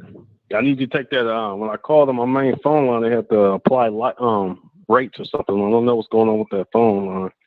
This is my third cell phone now. It said it did what now? Yeah, I called in and it told me to apply rates or something like that. I don't know. This is my third cell phone right here. But I heard Cromartie. I'm calling because you said Cromartie wasn't starting. That's what subject I'm on. That's what I'm calling for. I'm gonna start your time over. Go ahead. You started you and Rob. Y'all got it. I said he would not. I said he would not start first game, but he would. I heard what you said. I heard what you said. I'm just saying, why would you think he's not starting? Why would somebody not go to Miami Hurricanes? Why would he go? And then go to Colorado to ride the bench? I'm just trying to understand where is your mind at when you say that. I'm trying to understand where your mind is about football in general. That's what I'm trying to get to understand. Just because I said he wouldn't start does not mean that he wouldn't play the entire game. He could literally not start, come in one play later. Is there a difference? But they play 4 wide receivers in the Pac-12, man. So he's going to be on the field regardless. So let's get this right, man. You're talking about the Pac-12. I'm talking about the first game, which is against TCU. Well, either way, no matter how you look at it, man, he's starting on Colorado. They got 4 wide receivers going out. So, I mean, why would he not be on the field? So what happens if Cromartie don't start? Oh God, you just said the wrong. No, you got T Hunter on the opposite sides. Why would he not start?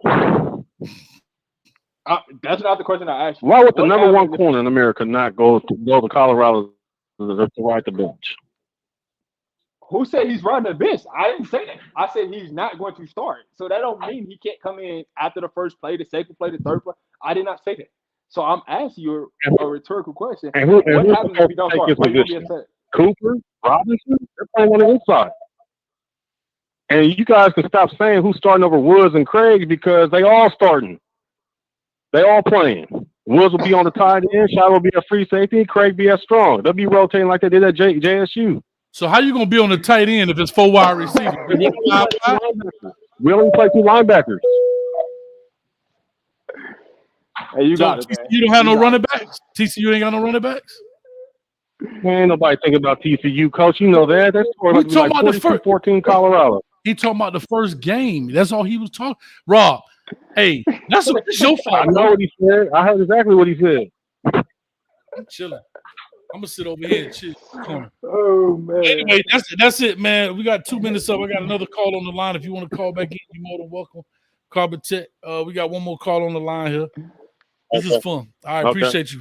Okay. We got 0442 calling back in. We didn't catch his name last time. Excuse me, 0442. You got to give us your name, bro. Coach, I just want him to answer one question. That's it. Hold on. He gonna call back in. I got to get 0442. He on the line right now. See, sometimes these dudes be going to sleep. Behind up, man. Anyway, I'm gonna leave his phone line open. Maybe he'll pop in. But Robin or somebody else will call in. Rob, here's exactly what I'm saying. You just simply said, and to be honest, when I broke his tape down, and when he was a Miami Hurricane commit, they asked me the same thing. And all I simply said was, I said this at Miami.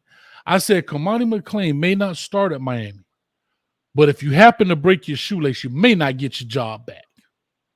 Okay. I said, I remember saying that clear as day, meaning he can play. He's got the football IQ.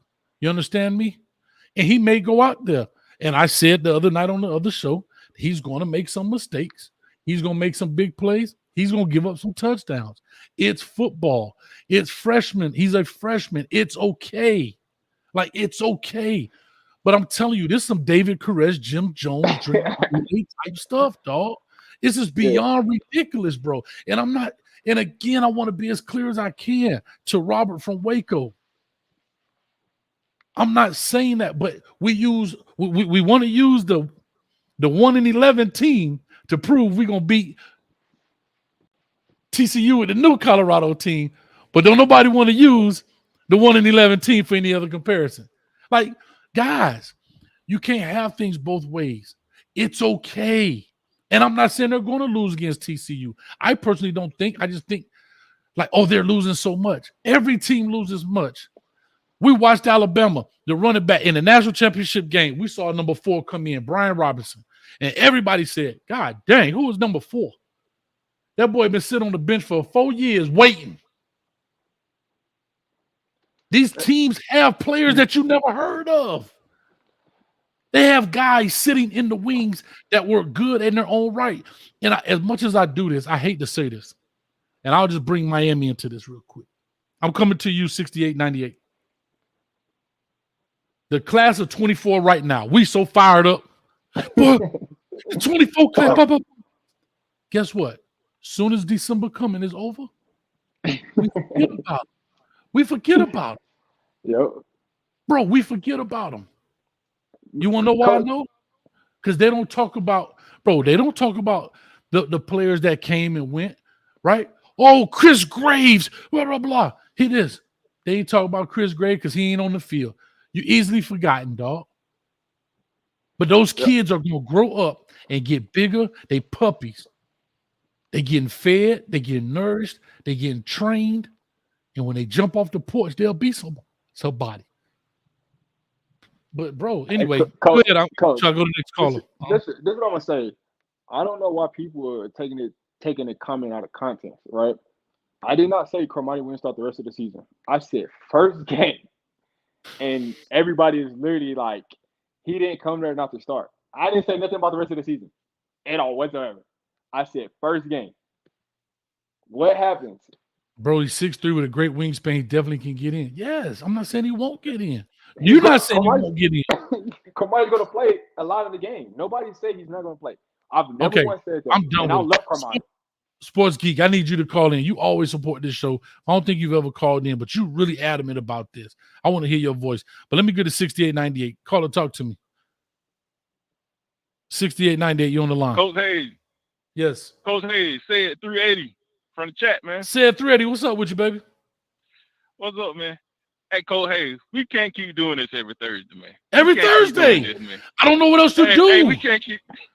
Hey, we can't keep doing this, man. Sid, I'm sorry. I'm gonna pause your time. Sid, can I say this to you, brother? And Rob, you may not know this. Yeah, go ahead. You may have been following me for some time, Rob. I just kind of realized and recognized you within the past week.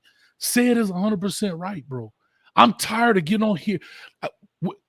I can't. What else is there to talk? If I don't say 12 and 0, there's nothing to say. Like, you want me to? I don't know how y'all make content. You, Life in Football, John the Liquid. How do y'all make content every day unless you saying Moses done split the sea, he walking on water? Like, I'm not built like that. My job as a football coach, and my job is to look at it and give it from this lens. And it's to the point. I'm not saying you have to agree with everything I say. You don't have to, but it's to the point. It's cultish, dog. It's a cult. Like he about to start passing out black robes, dog, with gold face masks in the game, and Najee Rumba up here. It's crazy, dog. It's kind of easy to talk about stuff and come up with content because somebody always saying something crazy, right? So it's always something to respond to.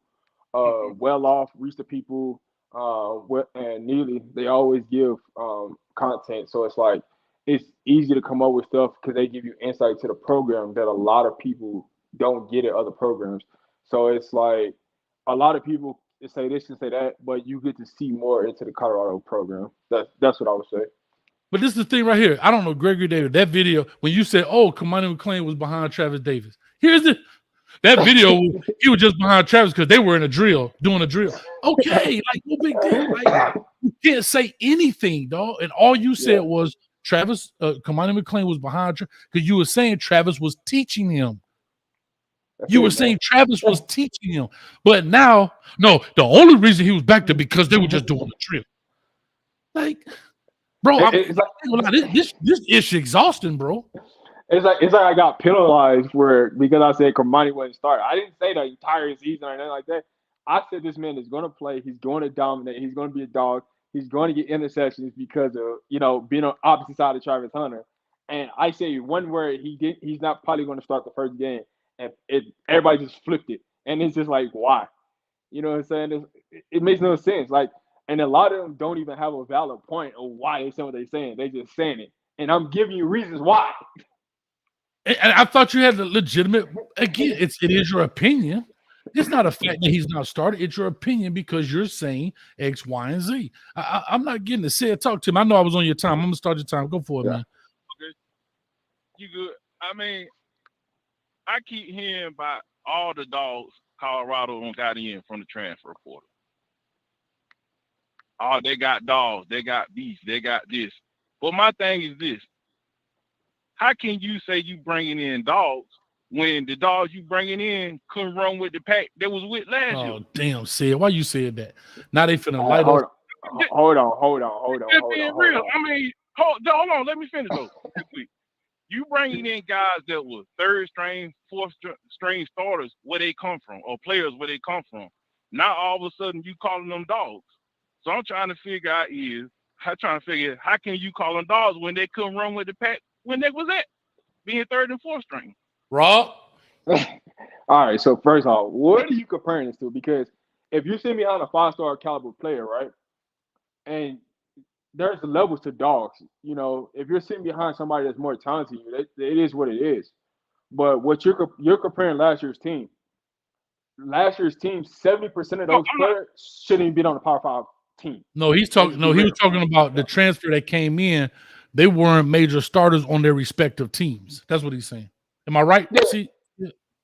Yeah, that's what I'm saying. You saying they're bringing in dogs, but the dogs they bring in from the transfer portal, they couldn't run with the pack where they was at. They were third and fourth string players.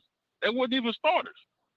So how can you sit there and say that you bringing in all these dogs when can you sit there and honestly say anybody from their transfer portal that you can say gonna come in and make an immediate impact on that defense or that offense?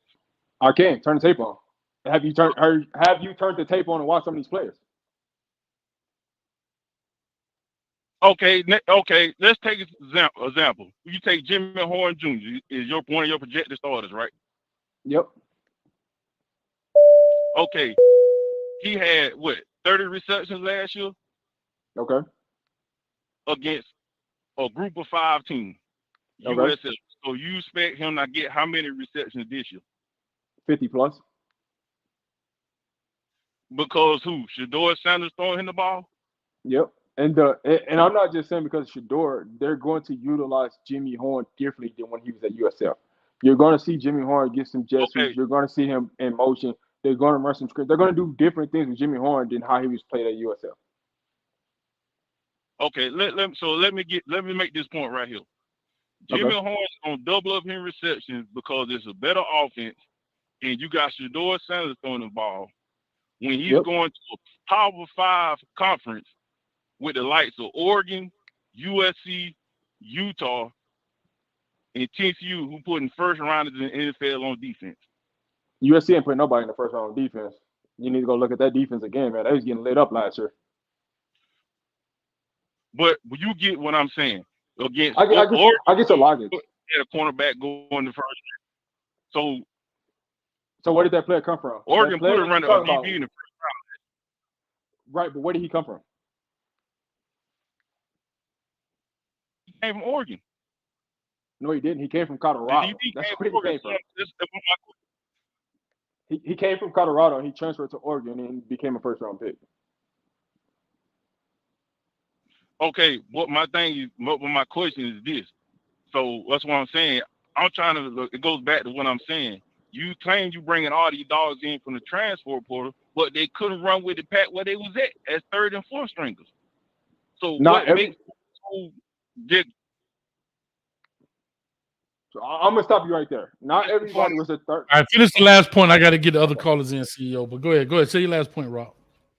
What I was trying to say is not everybody was third and fourth stringers that transferred to Colorado. You had a lot of these players that were starting that was getting significant playing time at Colorado at their previous school and transferred to Colorado. You have to turn the tape on and really watch what these players were doing. And then there is a little bit of projection of what they're going to do. When you compare Jimmy Horn Jr., they're going to put some spotlight on Jimmy Horn Jr. They're doing this for a reason, right? Coach Prime has a unique way of featuring players. Right now, Jimmy Horn is one of those featured players. I'm telling you right now, Jimmy Horn is going to have a better season than what he had at USF. You can book it. You can put whatever you can put whatever you want on it. I'm telling you right now what's going to happen. That's fine. I could agree with that. But let me roll. Said I got to roll to get to the next caller. All right, man. Thanks, buddy. Appreciate you. All right, we coming to Anonymous next. I don't know who that is. Caller, talk to me.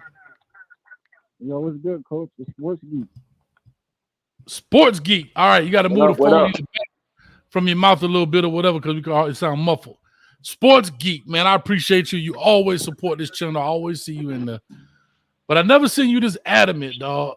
And you really, really adamant tonight in regards to Colorado and Coach Prime. Before I start your time, talk to me, man. I just need some background because you do give a lot of support to this channel, but I do need to understand where you're coming from. Where I'm coming from Cali. No, not literally coming from, but like where you're coming from. I'm talking about where you're coming from in regards to Colorado. Coach. Yeah, it's in Colorado. Like, why do you think this? What's your question? Okay, so my question is, I want to know where are you coming from in regards to this affinity for Colorado and what they're going to do with Coach Prime and everything else. With the Kermani thing? Yeah, with the Kermani thing. When at the All-American game, when they interviewed Kermani, what did he say? Where did he say he wanted to go to? A school that provides what for him? I don't know, bro. Where are you going to start? So you're talking about the ability to start, right? Yeah, he said I want to go to school that's gonna let me start, give me playing time early, and that's gonna develop me the best. Everybody already knew he was talking about Colorado after he said that. What do you think? He turned down millions from Miami. He could have went to Alabama everywhere. He didn't come to Colorado to wait behind cornerbacks that he's better than. He's better than Cooper. He's better than Robinson. You got it, Rob. I ain't got nothing to say. I'm just confused about what's your point. That's what I'm more confused about. Because I never said Kermani wasn't going to start. Because You say he wasn't starting week 1. Do you want to bet? Yeah, now Rob, you say he wasn't starting week 1. No, I gotta keep it. I gotta keep it 100. You say he wasn't gonna start week 1. No, now again, that don't mean like you say he wouldn't play in week 5. I mean, play 5, but starting TCU. So what I'm saying is What I'm saying is I said week 1. Everybody's taking this content that they're talking about the entire season. So that's the point where I'm trying to make up. I never said he wasn't going to start the rest of the season. I said week 1. And that's the clarification where people are like trying to put this into context where he's not going to start and that he came to Colorado to start and he not starting. That's what I'm asking. Like, what is the context of what you're saying? What's your question? My question is, I get what you're saying that Carmani came to Colorado to start, right? I said week 1. I didn't say anything about the rest of the season. So my question to you is, what's wrong with me saying what I said? He's starting week 1. Do you want to bet? He's starting week 1. Coach, what did Coach Prime say? Who's getting number 1? Who is he giving number 1 to? I don't know. What does that have to do with? I'm scared to answer. He's giving number 1 to the. Come on, you know, Coach. You've been watching. You say giving number 1 to the dog. If you're not a dog, you can't get number 1. Carmani has number 1. He didn't even have to earn it. You know what this is, Coach. He's starting. You know what this is.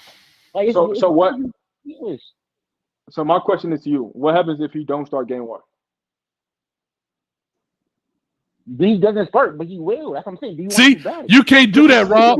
You know they never answer the question. Rob, listen, but you notice if you ever hold on, sports geek, hold on. But that's the only problem is that they will never take a hypothetical.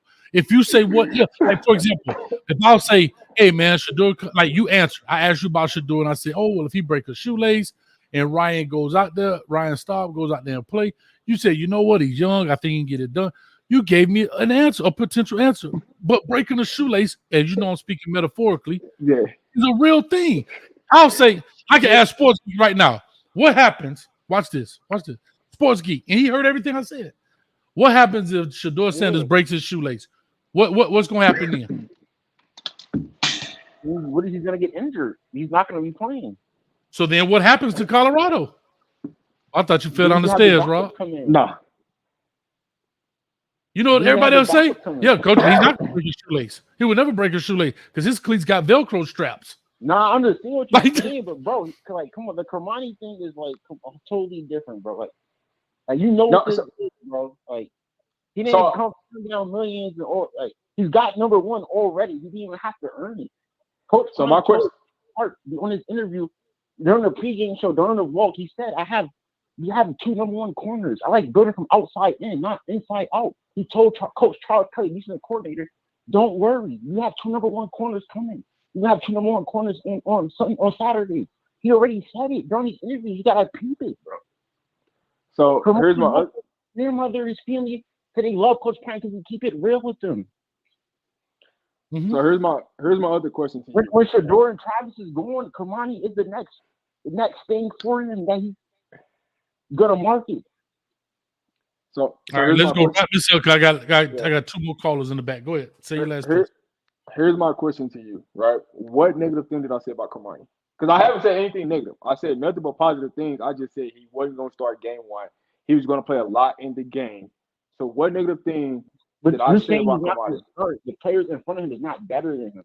That's what I'm trying to say. He's starting with Cooper Robinson is not better than Carmani. So what do you think about experience? You're right. Does experience matter? Safety at Florida, he wasn't technique, bro. Like, you're right. Does experience matter? That's what I'm trying to say. It's obvious, bro. Like, nobody on that team is better than Carmani. It's like saying Dirk Singleton can sit on the bench or Kool-Aid McKinstry can sit on. Like, he's the number 1 corner.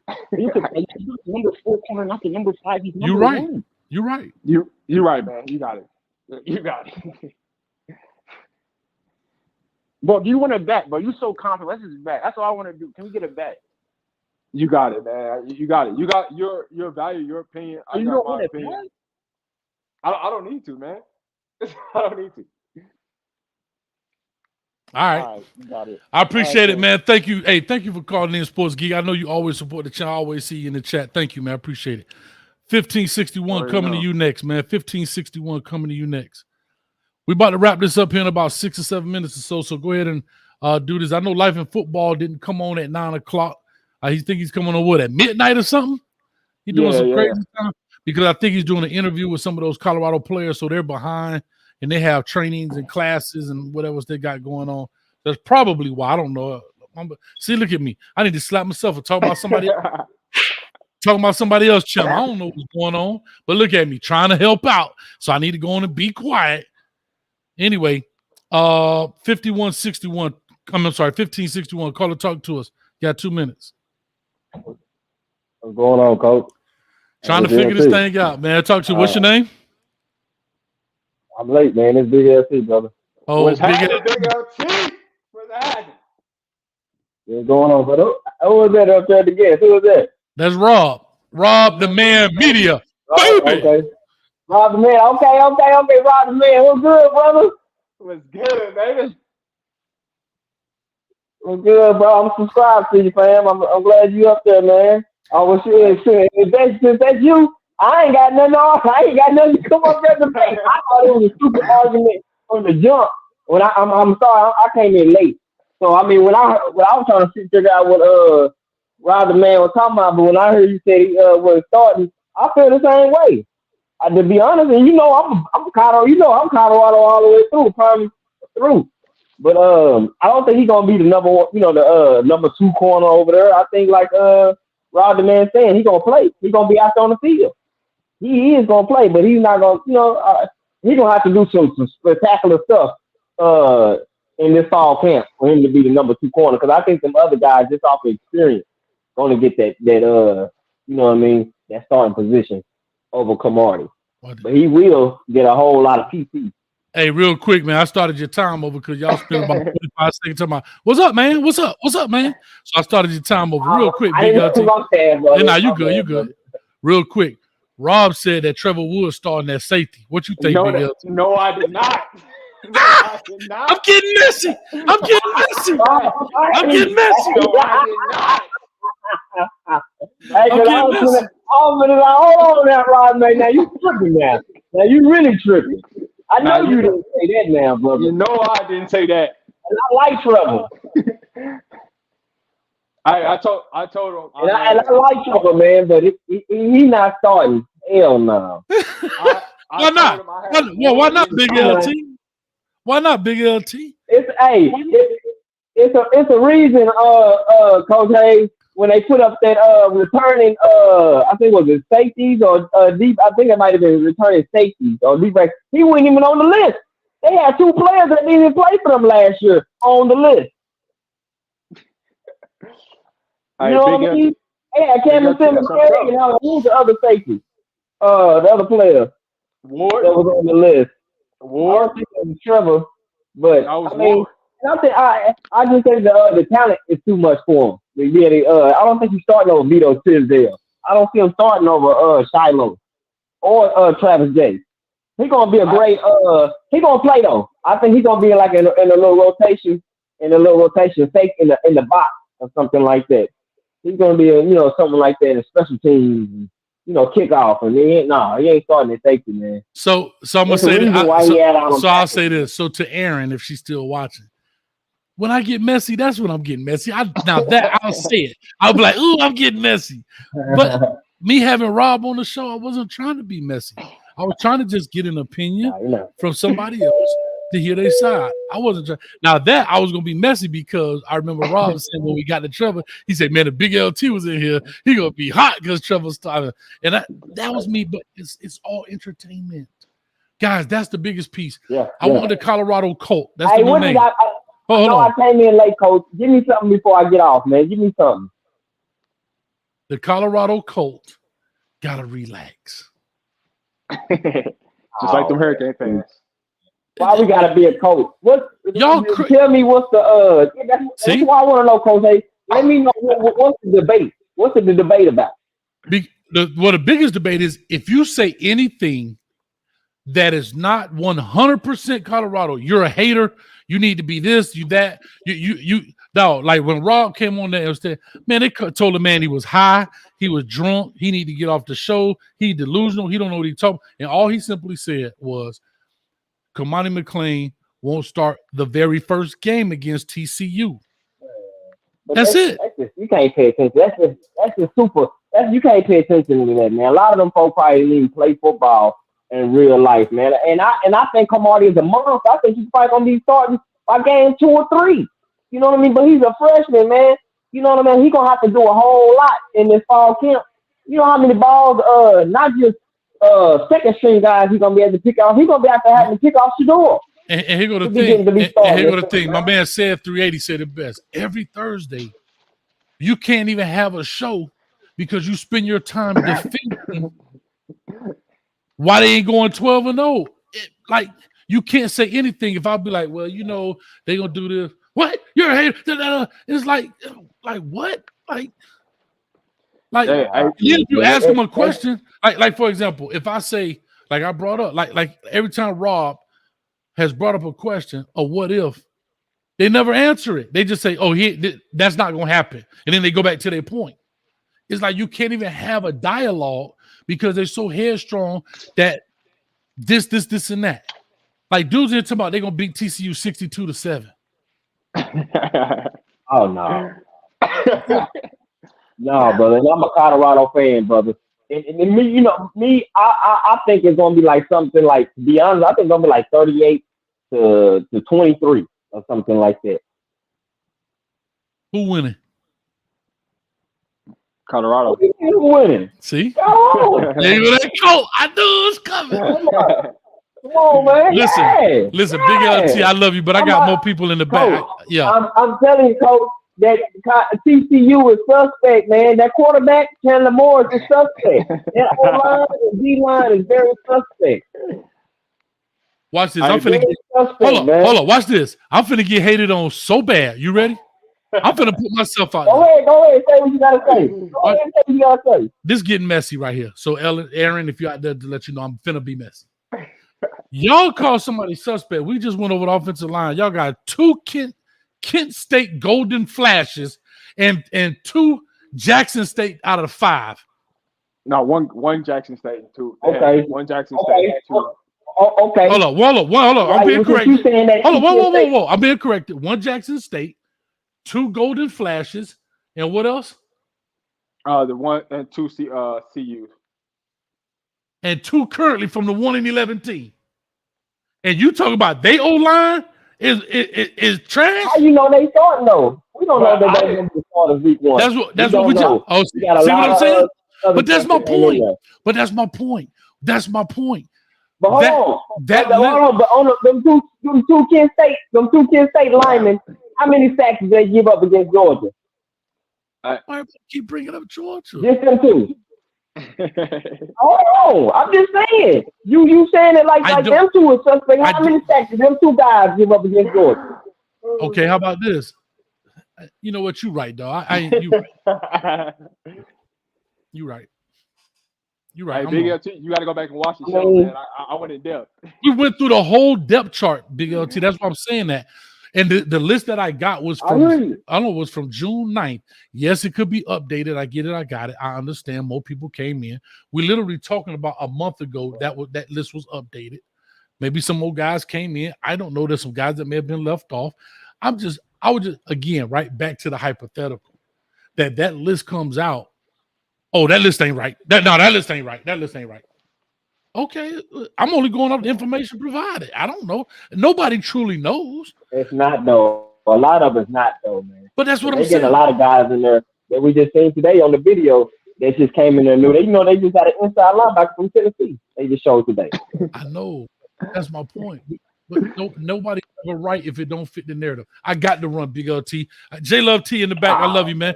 All you gotta do is call right back in and come on, man. I gotta give other people their time, dog. All right. J Love T, what's up with you, man?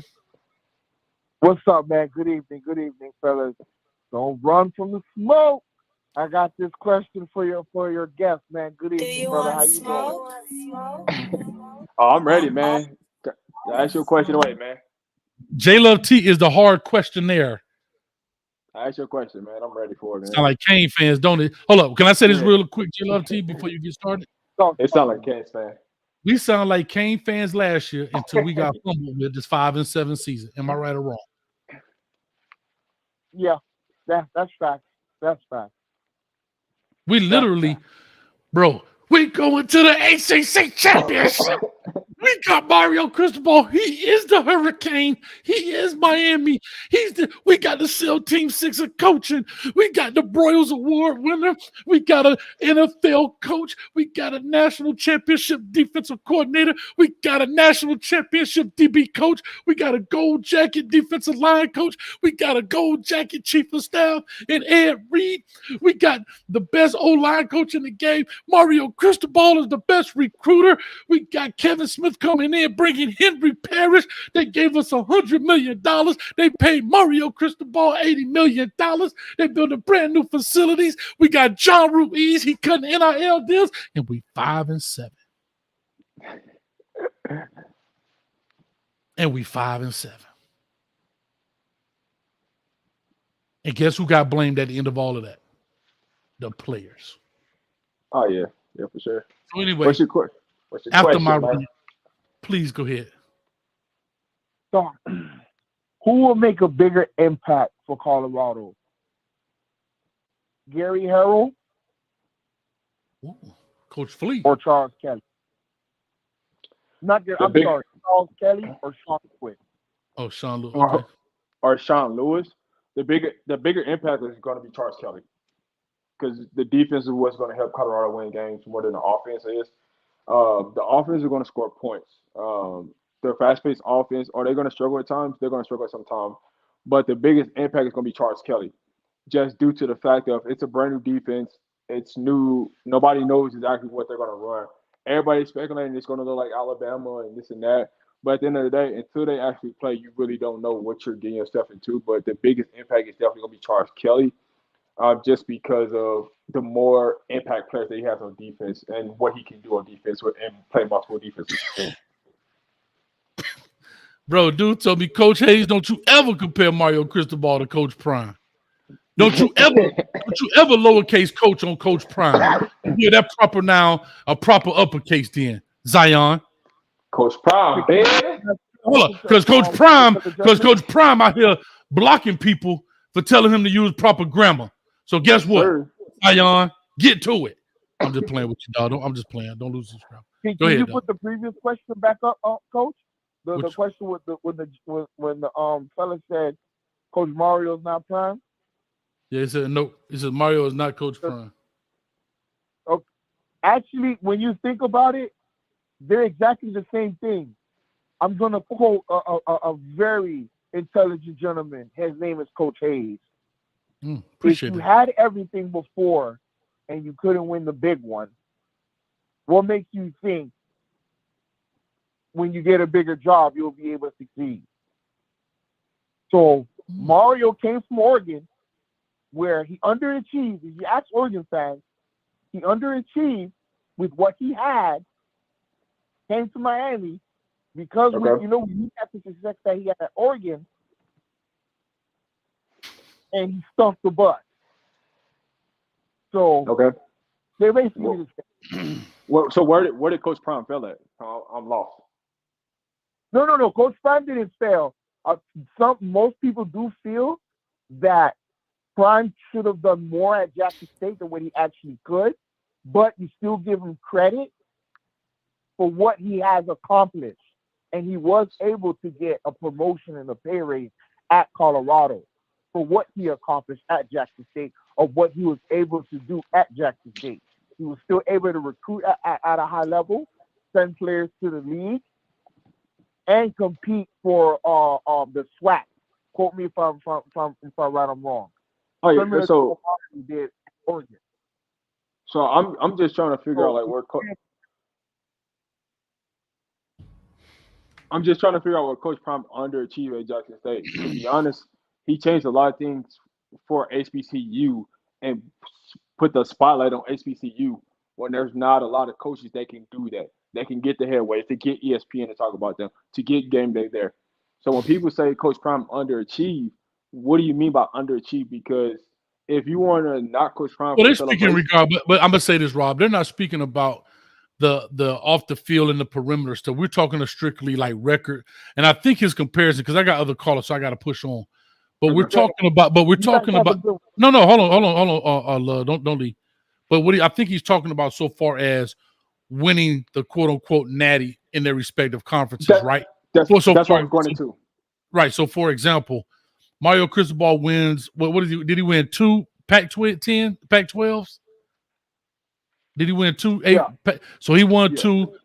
He was saying that Coach Prime won 2 SWAC championships, but didn't necessarily win the natty. Right. In that essence, I think that's where he's making the comparison, not the off the field.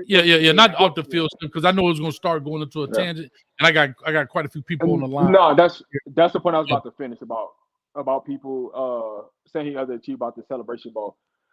When it came to the second Celebration Bowl, which would have been the last game of Coach Prime's era at JSU, because they got the news that he was leaving for Colorado, some of those players left that were starting. So that played a part when, like, you're not at full strength from the previous team that just won the championship in the SWAC. So that plays a part into it. So some of those kids were down. They didn't have the motivation that they usually have because they know coach is leaving. So now a lot of those kids, they focus on. They may focus the same thing. I'm going to beat you to it, J Love, because the same thing happened to Mario Cristobal against Utah. They knew he was leaving. And Utah, right? I'm just saying. So I knew that was going to come. So I get it, J Love. I love you, bro. I got to roll on. Thanks, brother. J Love in the building. Oh God. Here we go. Why must I chase the cat? Why must I chase the cat? And then the dog in me. Got my man Reggie on the line, but real quick, Reggie, before you go. Rich Joy Wilson says, Coach, you're a hater flat out. And I still support you, but you need to cut it out and at least give them a chance.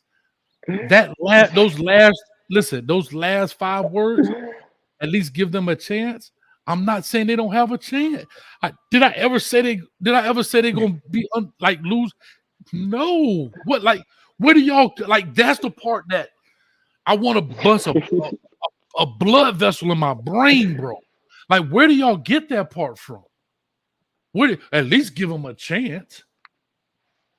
I never said they didn't have a chance. Like, what are you talking about?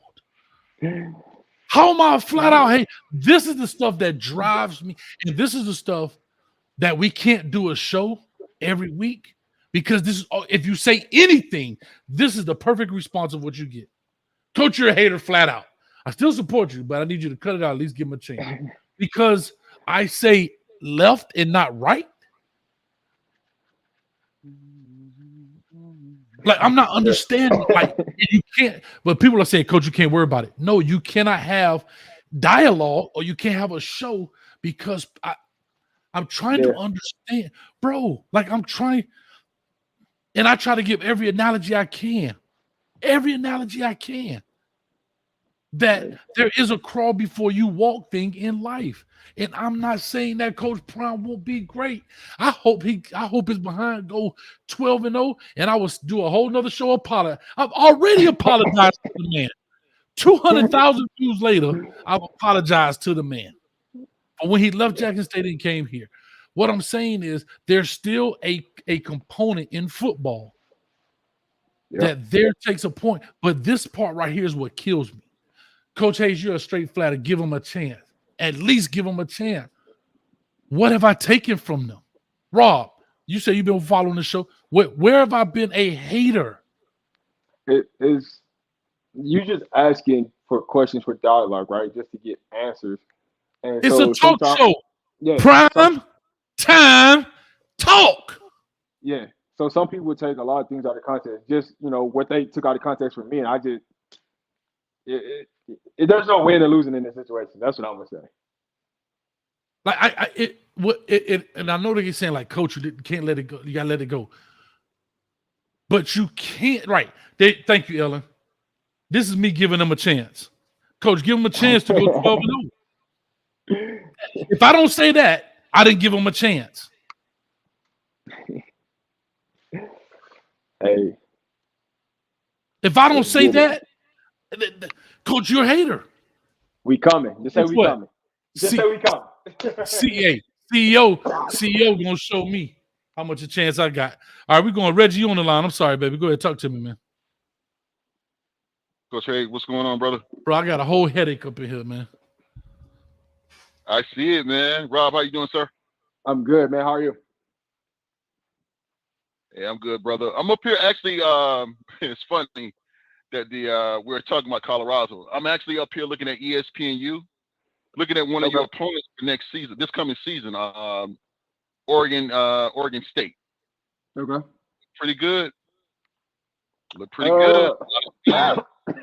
I don't put your trust in DJU. I can tell you that. The quarterback, the transfer from Clemson. Don't put your trust in him. So what is, okay, so you say don't put your trust in DJU. Why do you guys have so much trust in Shedeur? Great question, right? Why do I have trust? Because I've seen Shedeur be more accurate. I've seen the development, the growth, the armship get better from Shedeur.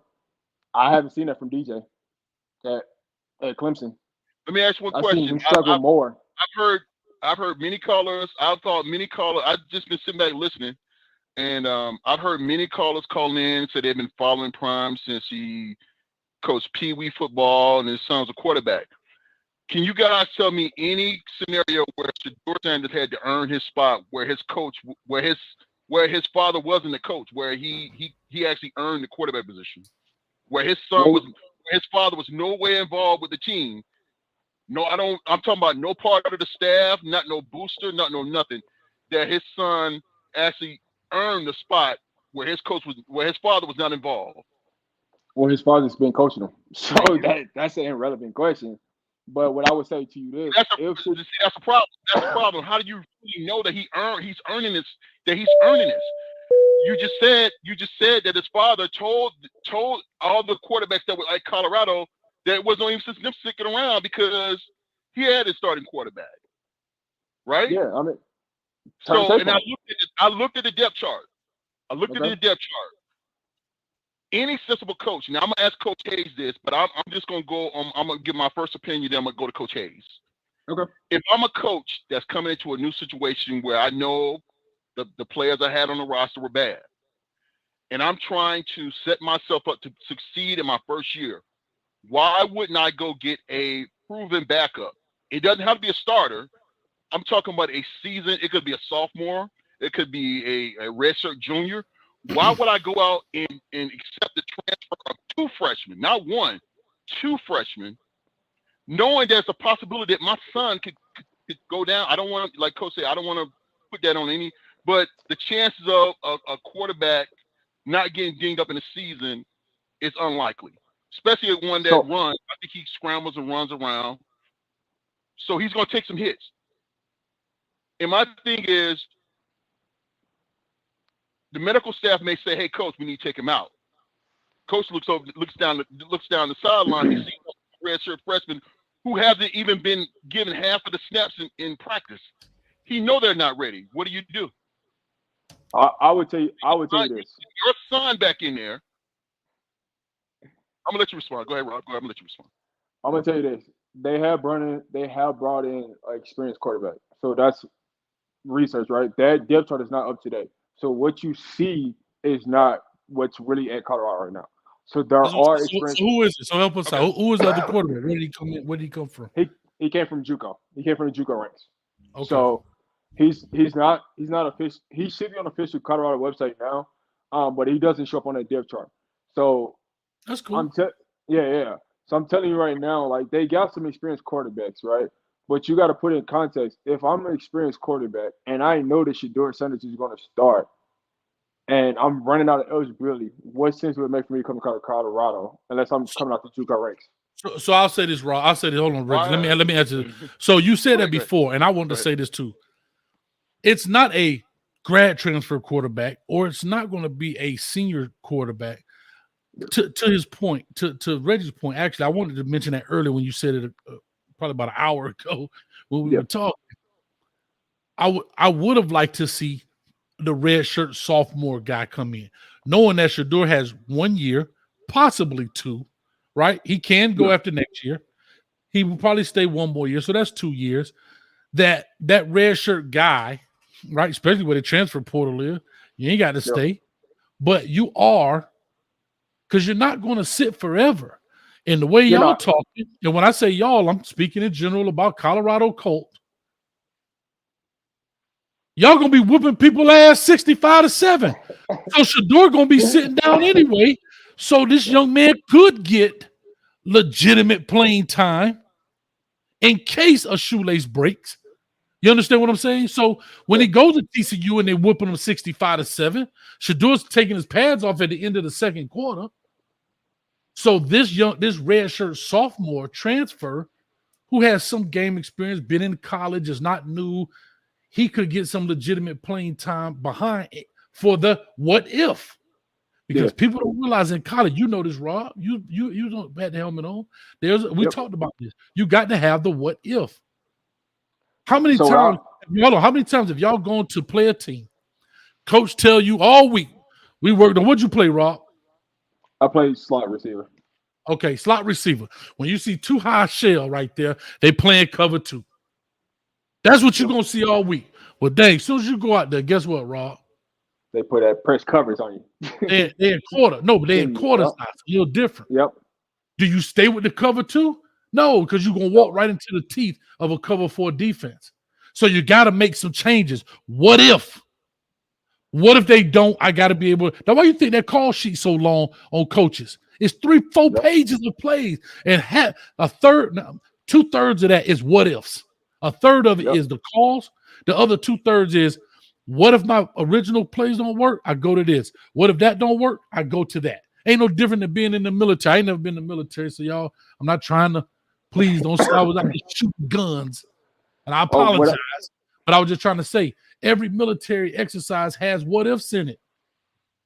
What I will say is if and when the Colorado is up 21, 28 points, Prime normally puts the backup quarterback in the fourth quarter. That he's done it. He's done it at JSU.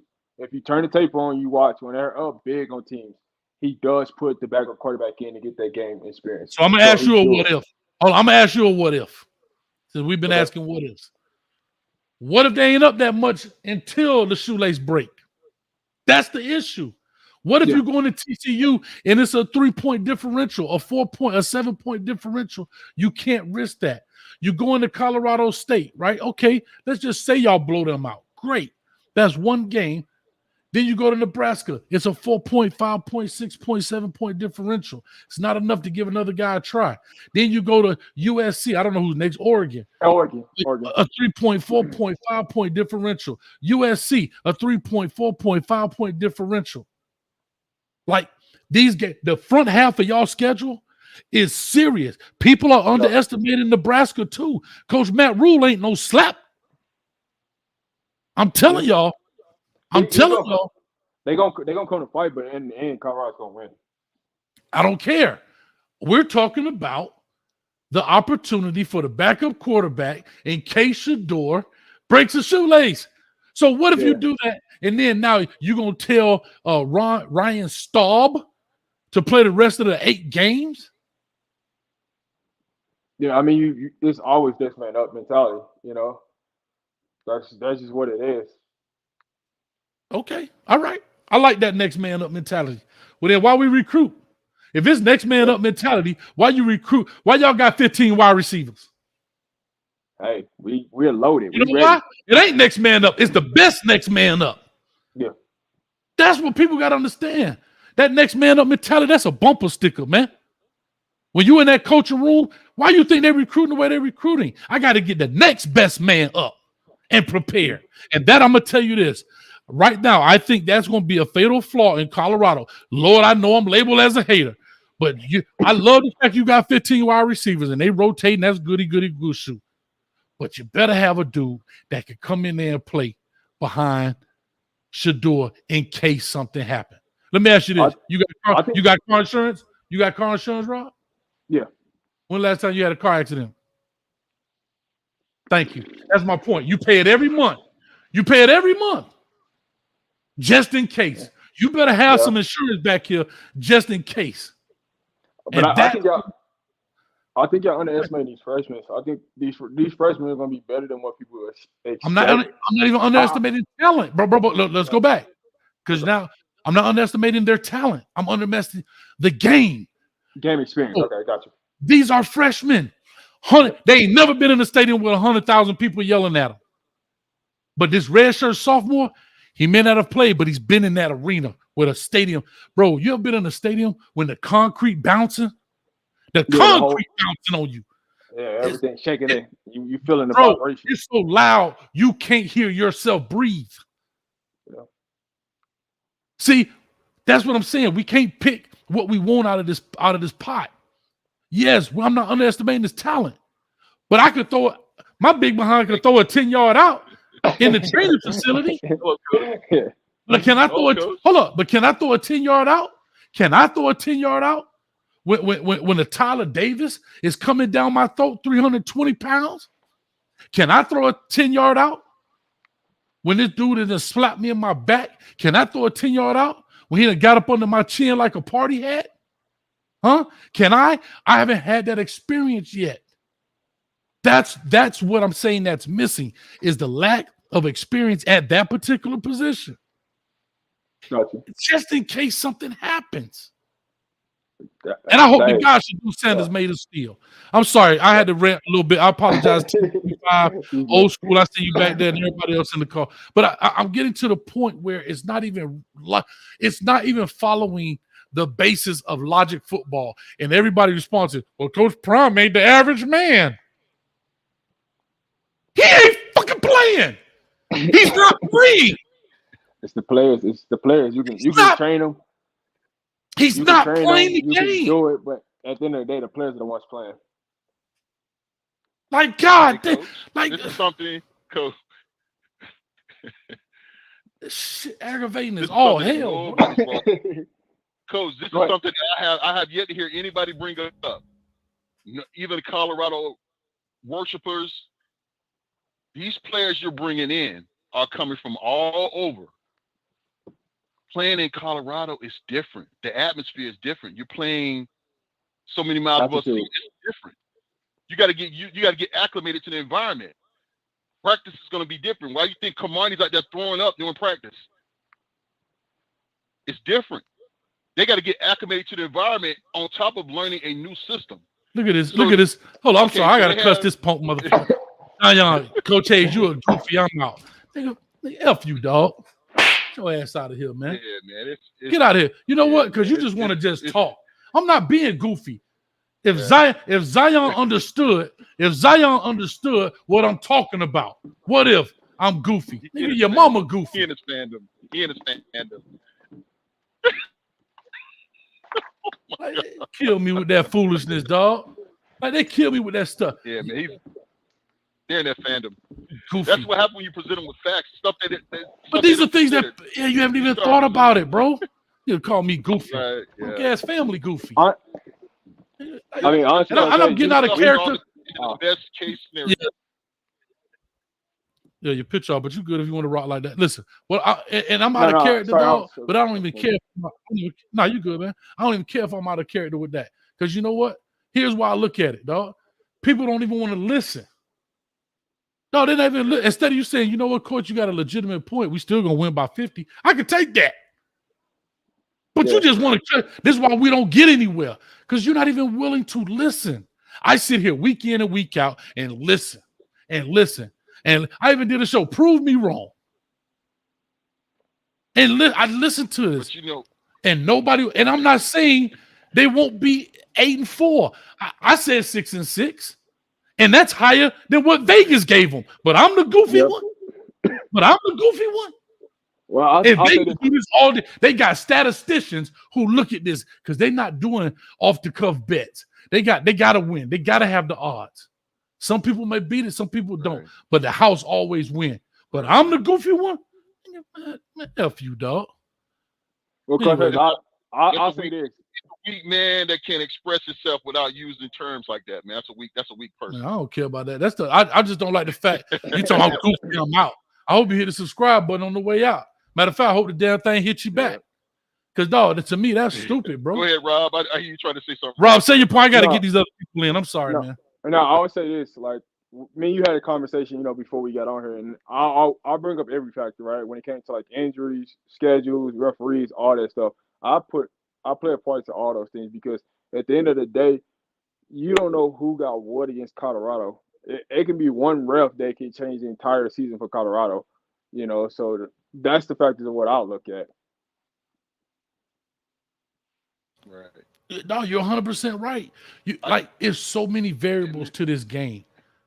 And what people like Zion and the rest of these 12-0 cats, you are putting unwanted pressure on Colorado, Coach Deion and the staff. Because here's the deal. They go on these shows. You don't think these boosters watch these shows? You don't think the president and the AD watch these stuff? Yep. We're going 12-0. And guess what?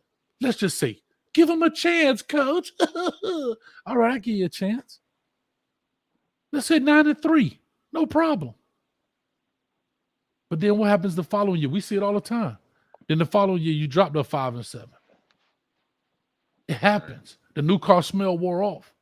And I keep bringing up Mario, and don't compare Prime. I'm not comparing Prime to Mario. I ain't comparing Mario to Prime. I'm looking at football. And look what happened. Everybody's so disappointed in Miami in their record. Yep. Now the whole push is we got to support the head coach. We got to support the head coach. And I said at the very beginning, what do they do when the fan base turn on the prodigal son? What does the fan base do? What does the fan base do when they turn on him because we don't get it right? I think we'll get it right, but I'm just saying. There was a reason, bro. I didn't give a record. This ain't got nothing to do with Miami as a team itself, but there was a reason I didn't give a record prediction at the beginning of the season. Because I knew it's too many factors. I was one of the only, and I hate doing this kind of stuff. I feel like a politician. That's why I put my pen in my hand. But I was the only, if not the only one that said it's too many chefs in the kitchen at Miami. Yep. I said that clear as day. When you got that many people, that's like if you ever coached the All-Star game, if you've ever coached the All-Star game, you want to see the most egos, go be on the coaching staff at an All-Star game. Because each one of those coaches, whether they coach in a position, they were all head coaches, coordinators, and they all think they stuff don't stink. So guess what? Yeah. The guy who's named the coordinator, and he comes and says, all right, guys, we're going to run a 3-4, blah, blah. The first hand go up is who? The 4-3 dude. Well, coach, we should be running the 4-3 because, I won the state championship with the 4-3. Yep. And we're talking about you got those kids for 3 days. You got in an All-Star game, you got them for 3 days and 3 hours. But you're so busy trying to win and prove that you got stripes across your arm. Instead of enjoying the moment, it's an All-Star game, dog. And I knew at that moment we had that many high profile and coaches with accolades. It was going to be some mess in the city. Coach, just wait till next year when the playoff expand. It's gonna get crazy. Yeah, listen, Reggie, I got to push on, man. They've been super patient in the back. Coach, hot. I'm hot. Go ahead, Coach. Reggie, you can hold tight, man. You can hold on, but I just got to go to the next game. Take it easy, Rob. Thanks. Hey, Reggie. Right, hold up, Reggie, real quick. I won the bet. Sheila from Colorado called in, too. I don't let you know that. Yeah. Appreciate it, man. It was only one. It only took one. I feel like CEO. I got one loss. Hey, Reggie, I had to hit on my bat phone. Hey, Sheila, call in, baby. Yeah. Imagine how that happened, huh? And she's going to make me a red velvet cake that's yellow. Y'all better watch out. Coach don't play. Anyway, 10:25 coming to you next. Rob, let me know if you got to run, man. This is what we do. We get on here. Man, I got time. I got time for all the questions, all the haters. I got time. I'll be going in. 10:25, you live. 10:25, you live. Talk to us. On, Coach? My bad, man. I was on my rant. Talk to me. And Rob. Nah, you good. My name Al. What's going on, Rob? Al, what's up? Man, how are you? Is it Al Love? I'm not a delusional fan. You get what I'm saying? Like, I'm going to go through all the points that y'all was talking about. Coach, you got some valid points. And Rob do too. But some of these Colorado fans, bro, just straight delusional. We're not going 12-0. I'm not saying we are. I say we go anywhere from 5 to 7 to maybe 8 games. You know, I'm gonna start from the point where Reggie left off at with the coach and son thing. I ain't gonna lie, he had a good point too. Coach Prime been coaching Shador since I don't know how long. He never really, you know, had that like adversity to really try to push for the spot. But I'm not going to try to downplay like he don't deserve it, because anybody with eyes can see he is that guy. Like, he got skill. Even though it's like daddy ball, we're not going to try to sit here and say daddy ball don't work. You know, in professional sports, daddy ball works when you're good enough. The Boheim family, you know, Creighton's from McDermott's, we all know that stuff work when it works. Doc Rivers and Austin Rivers. Like, if you're good enough to do it, it's okay to play daddy ball. Like, Shador is a really good quarterback, no matter how you put it. But his point was valid, though. It's like, with the backup situation, I'm like, we don't really have a real backup. Like, Ryan Staub could maybe get it done, but he's a freshman, bro. We got a JUCO quarterback that just got signed, but he was a scrub in JUCO. He didn't even start in JUCO. I didn't say that. I didn't say that. No, I know. I'm just saying. No. I want people to know you said that, Al. You a Colorado fan. You said that. No, because they'll be like, Coach Hayes said that Colorado dude's a scrub. I'm a Colorado fan, but I'm a realist. We not going to be trash. You get what I'm saying? But people got to put their expectations down. There's no way we're going 12-0. I'm sorry, we're not going 12-0. And to the other point, you got something to say? But I'm gonna go through all the points that y'all was talking about, because I was just. Well, no, we out of time, man. I got quite a few people in here. If you want to call back in, you're more than welcome. But I got to get through these other callers, man. I got quite a few people on the line. All right. I appreciate you, brother. Thank you, man. Hey, everybody that was patient, I appreciate it, man. Thank you. Let me go to 1561 next. Thanks a lot, bro. 1561 next. All right, okay. Caller, talk to us. 1561. Coach Hayes. Who's the backup for Caleb Williams right now? Say what? I don't know. I'm not a South Carolina. Okay, let me go see. So who's the backup for the LSU quarterback? I'll pull it up and see. But he ain't a true freshman. I bet that. Who's the backup for Ohio State quarterback? No, don't do that. For Penix. Who's the backup for Penix in Washington? USC backup is that scenario can happen for any of them colleges, man. Okay, you're right. If I pull it up, if you like to talk to Rob, talk to him. I'll pull it up in the background. No, the USC backup is a freshman. Go ahead, Rob. No, I was just saying the USC backup is a freshman behind Caleb Williams. Come on, man. That's what I'm saying. Didn't nobody know who Max Duggan was last year until Morris got hurt. Okay. That's what I'm saying. That scenario can go with any of them quarterbacks with any school, man. We don't know who the back. They don't care about the backup. Caleb Williams, they got on here. Miller Moss is a redshirt sophomore. And then you got Malachi Nelson who's a freshman. And then you got Jake Jensen, who's a redshirt sophomore transfer. Nelson is the backup. No experience. No. But here's my point. Miller Moss is a redshirt sophomore. So he's been there 2 years, right? He's a college student, but he's been there 2 years. But you also have Malachi Nelson. Well, now 3 years. He's a Malachi Nelson. Actually, he's been there 3 years. That makes my point even better. But it's not just true freshmen. That's my point. That you got Caleb Williams. You got a guy that's been there. Just like Georgia. Carson Beck sat there for 3 years. Just like Alabama. Mac Jones sat there for 3 years. Dwayne Haskins at Ohio State sat there. What I'm telling you is they're not just riddled with freshmen. They have guys they may not be better than those freshmen, but they've been in this environment before. That's all I'm saying. I'm not saying that they're more talented than a true freshman, but there are times where freshmen get rattled. There's time where the field gets too long. See, this is the stuff where, and I'm not a guy that try to. When the starter get rattled. Exactly. You're 100% right. And so you're going to put fresh meat in there? Fine. He may be able to handle it. He might. But what if he can't handle it? That's all I'm saying is that, guys, okay, let me ask you this. You want heart surgery. You got a veteran dude. He have a heart attack while he fixing your heart. You want the intern to finish fixing your junk, or you want a backup dude that got some experience? Thank you. Enough said. I'm done. Of course I want to. Exactly. That's all I'm saying. All I'm saying is, what's wrong with having, since you're so deep in the transfer portal, what's wrong with having a guy with some more experience? The intern might be better with his stitches under wrap, but this guy has been under the pressure a little bit. You understand? What's wrong with having that on the roster? How you know them guys were willing to come up there to Colorado to be a backup? I was going to make that point. That was going to be my point right there. Is if you can convince that's bullshit. If you can convince bro, did we see the roster?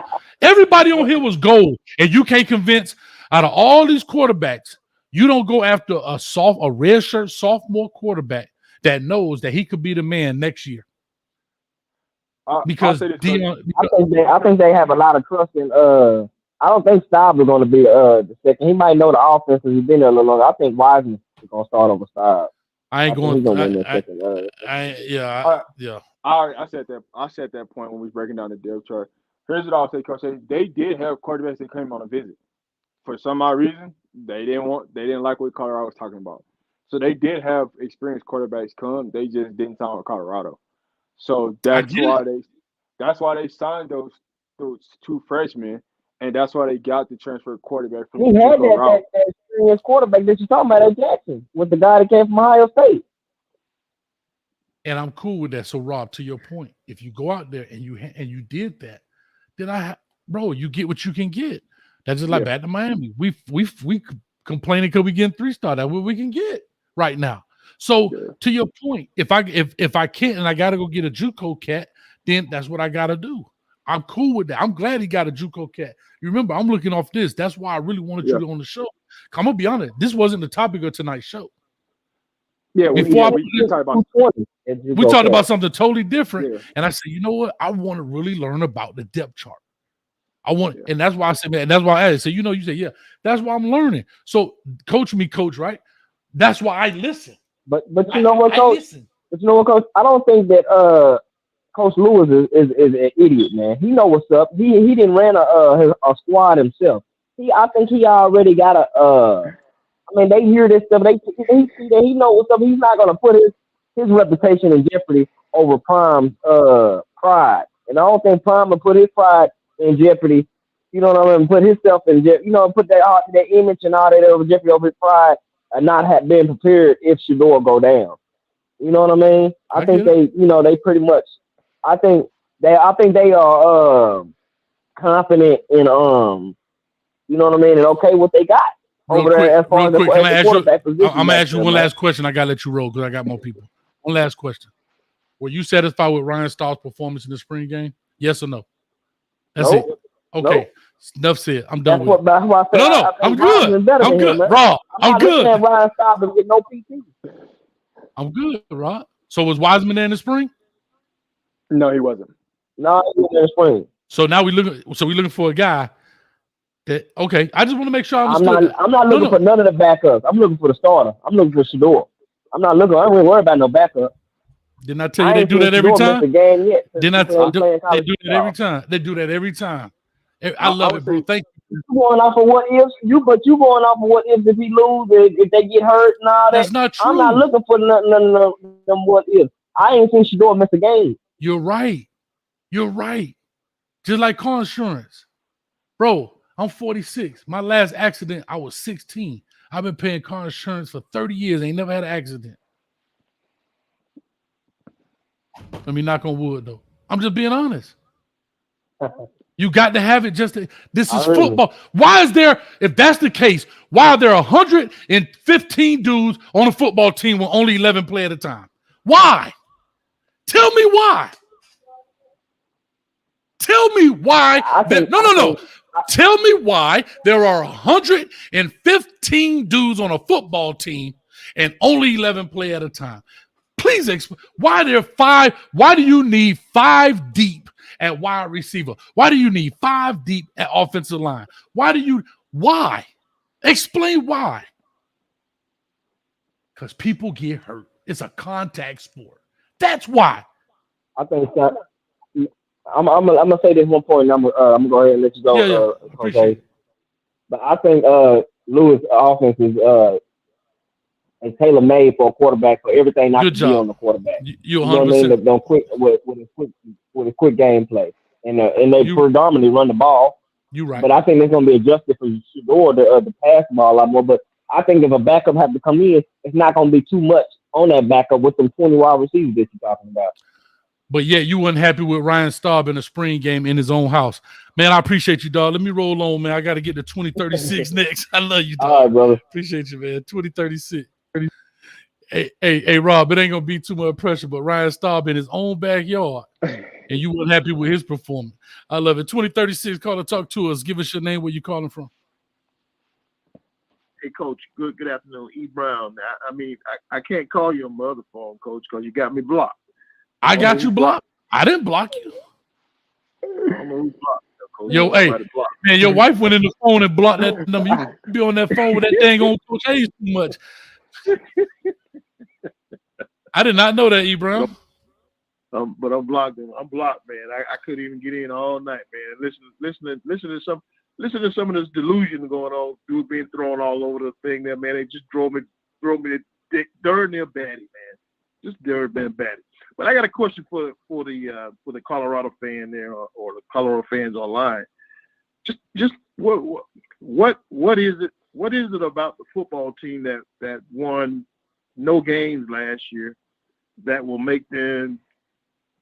give them the impression that the team's going to go 6-6 or 12-0, like some delusional fans are saying? I just wanted to ask that question. Not the same team. I already know the answer to that. I already know what they're gonna say. Bro, I've had so many of these conversations. I can answer the question. I can give you the answer before. Am I right or wrong, Rob? What are they gonna say?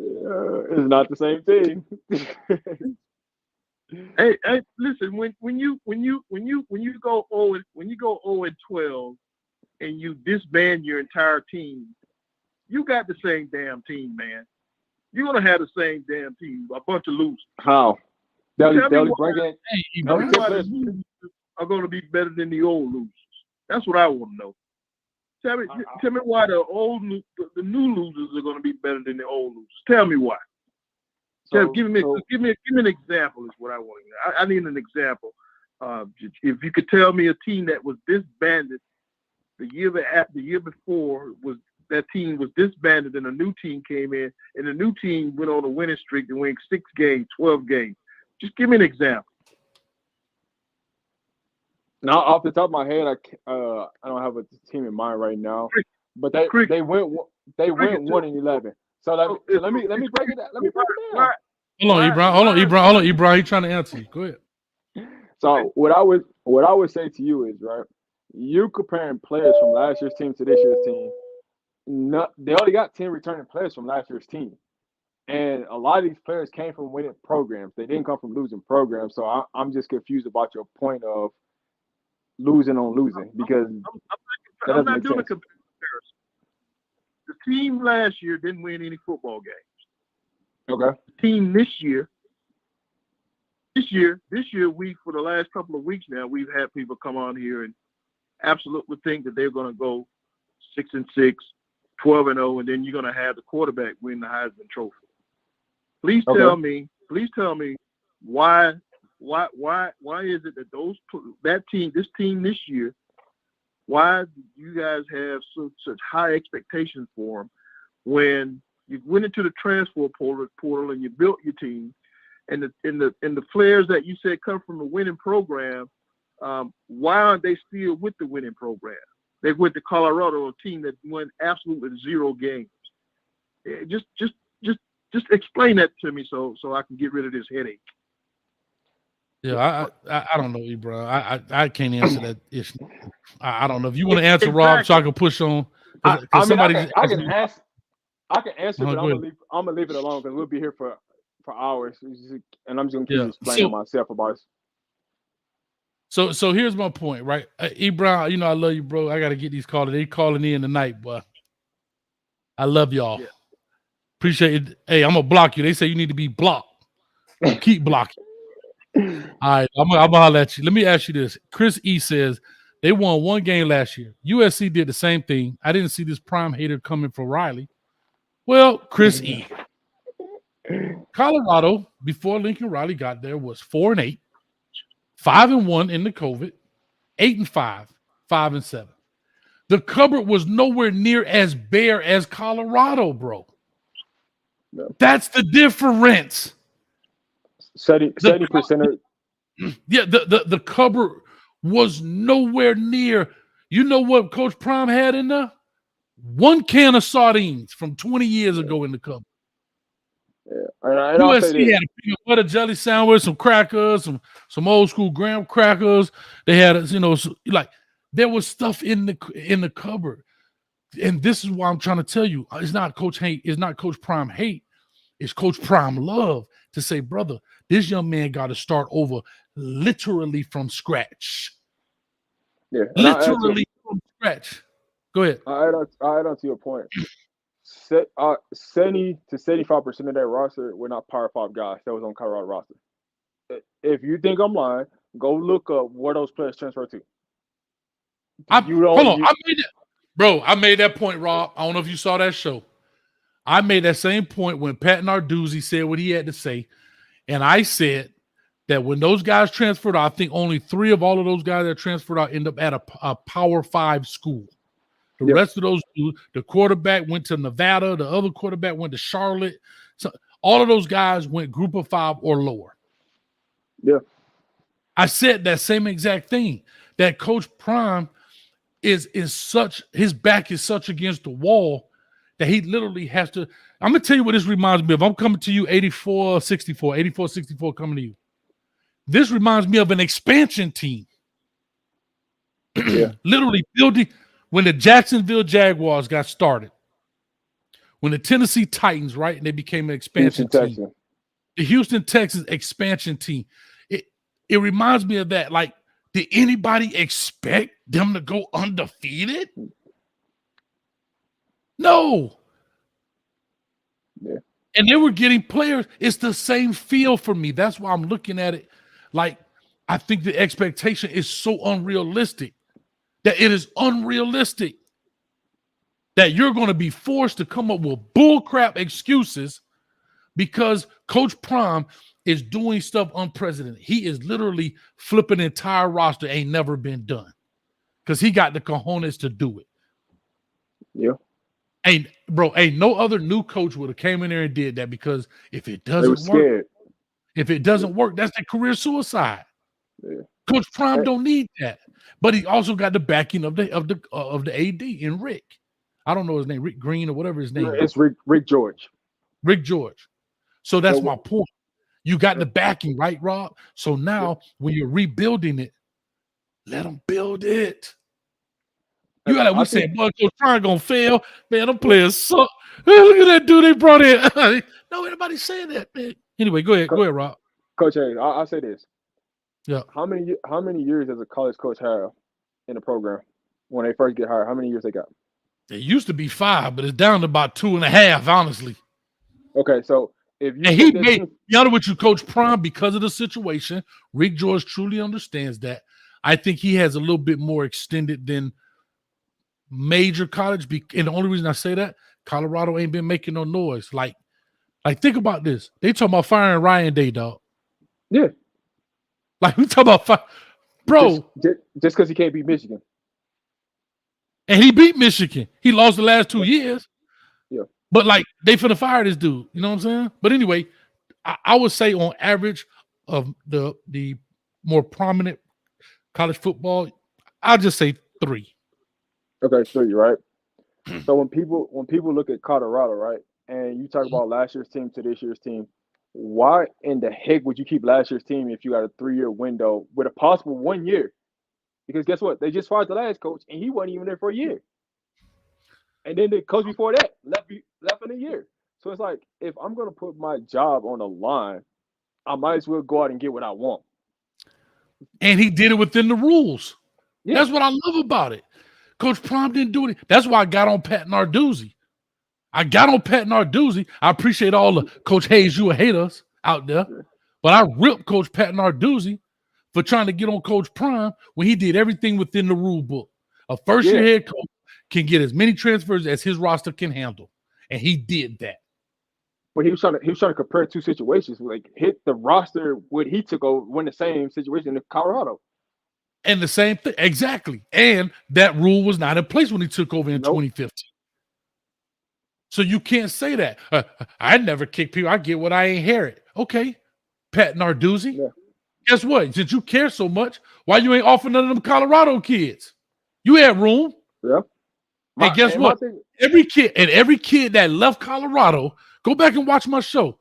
Every kid that left, Pittsburgh, besides the punter, went down group of 5. Besides they all transferred out. That was the previous year. Yeah, but besides Jordan Addison, correct. But all of those guys, it was 7 guys that left out, I think, and 8 guys who came in. 8 guys that came in, 1 dude was a group of 5, the other were Power 5 that came in. The 7 that left, 1 dude was a Power 5, and he was the punter. Yeah. He went to, I think he went to Boston College as the punter. But when all those guys left out, they went to group of 5 schools. Pat Narduzzi. Can I get some Coach Hayes? You the best right now? Coach Hayes, you're not a Prime hater? You punk. I think Pat he just salty and mad still over the Jordan Addison, which Coach Prime ain't got nothing to do with that. That's him and Lincoln Riley. So have beef with Lincoln Riley, not Coach Prime on that situation, because Coach Prime may have no reason for your players leaving. Thank you. Say Coach Hayes not a hater. Appreciate it. Let me get the 8464. Oh, we fired up in here tonight, bro. You told me it was going to be a good conversation. Let's get it there. I told you. 8464. Talk to us. Yeah, man. I'm just calling in to respond to some of the callers you had on there that was talking about the whole team probably not winning 6 games. Let me just put it like this. A lot of people talking about the players, but you got to start looking at the coaching staff that Coach Prime put together. When have you ever seen a college coach come in, not even a 2-month span, get head coaches experience in the NFL on your roster, bro? You're not bringing in just 1 or 2. You're bringing in a good amount of coaches that know what they're looking for, know what an NFL prospect supposed to look for. He knew what he had to do when he got to Colorado.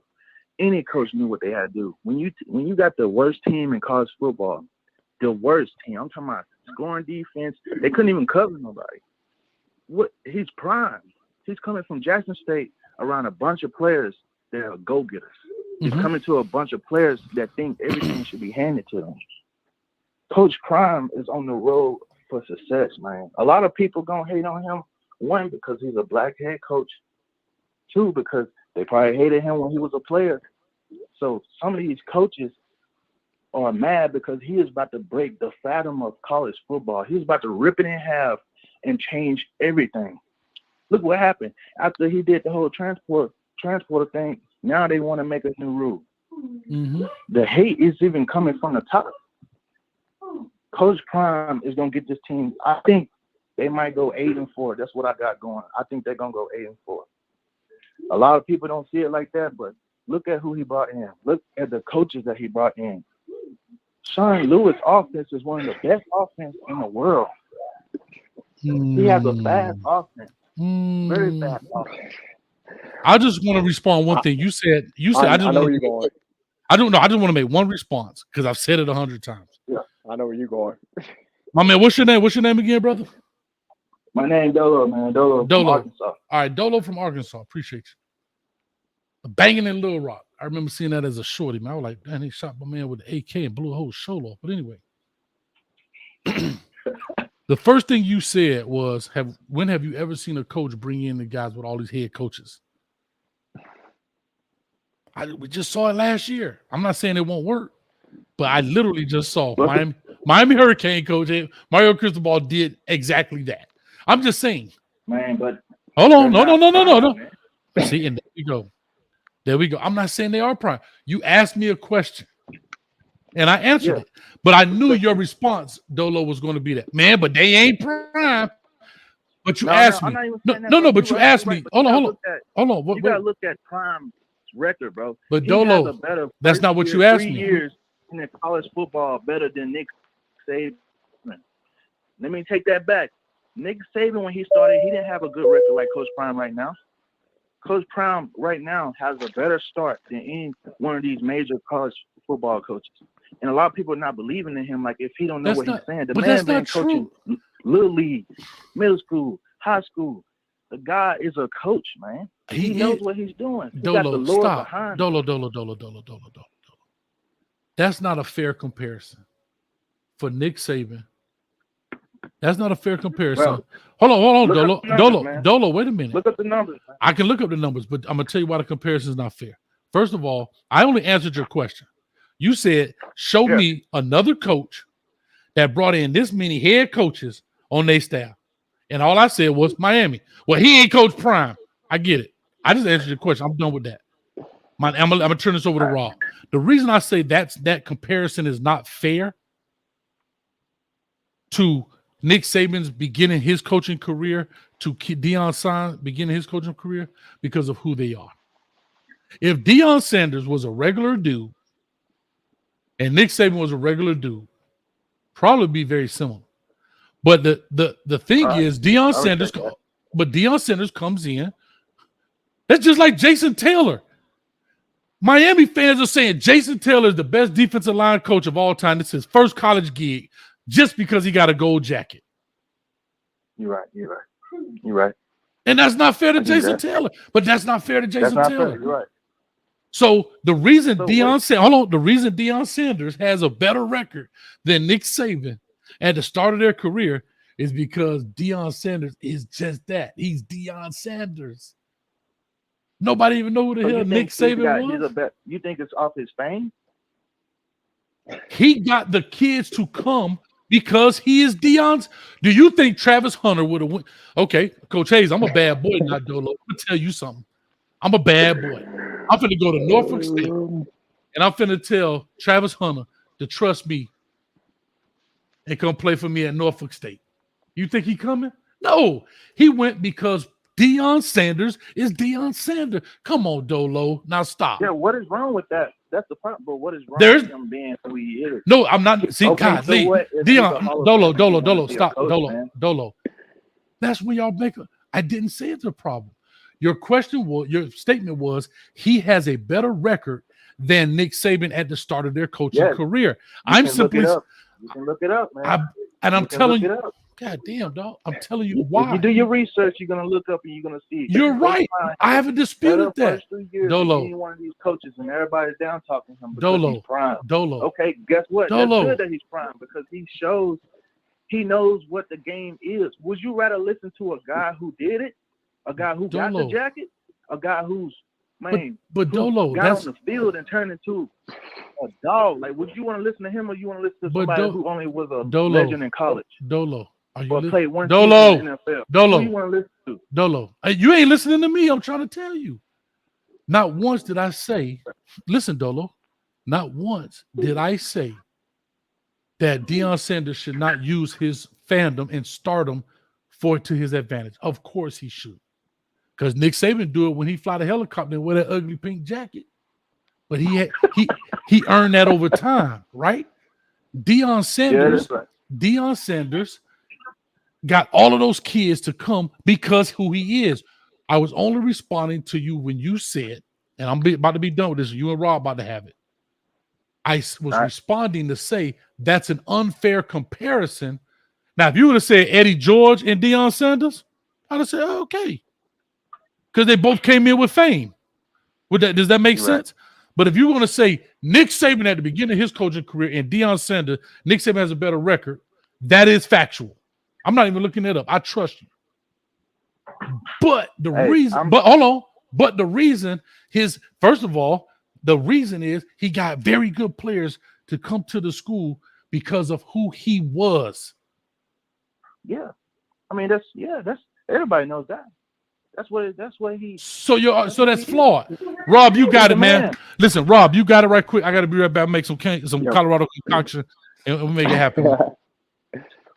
Dolo, what's up, man? What's up, man? How's it going? Look, good, man. Coach Prime, I think Coach Prime knows what he's got going on. I think he knows what he's doing.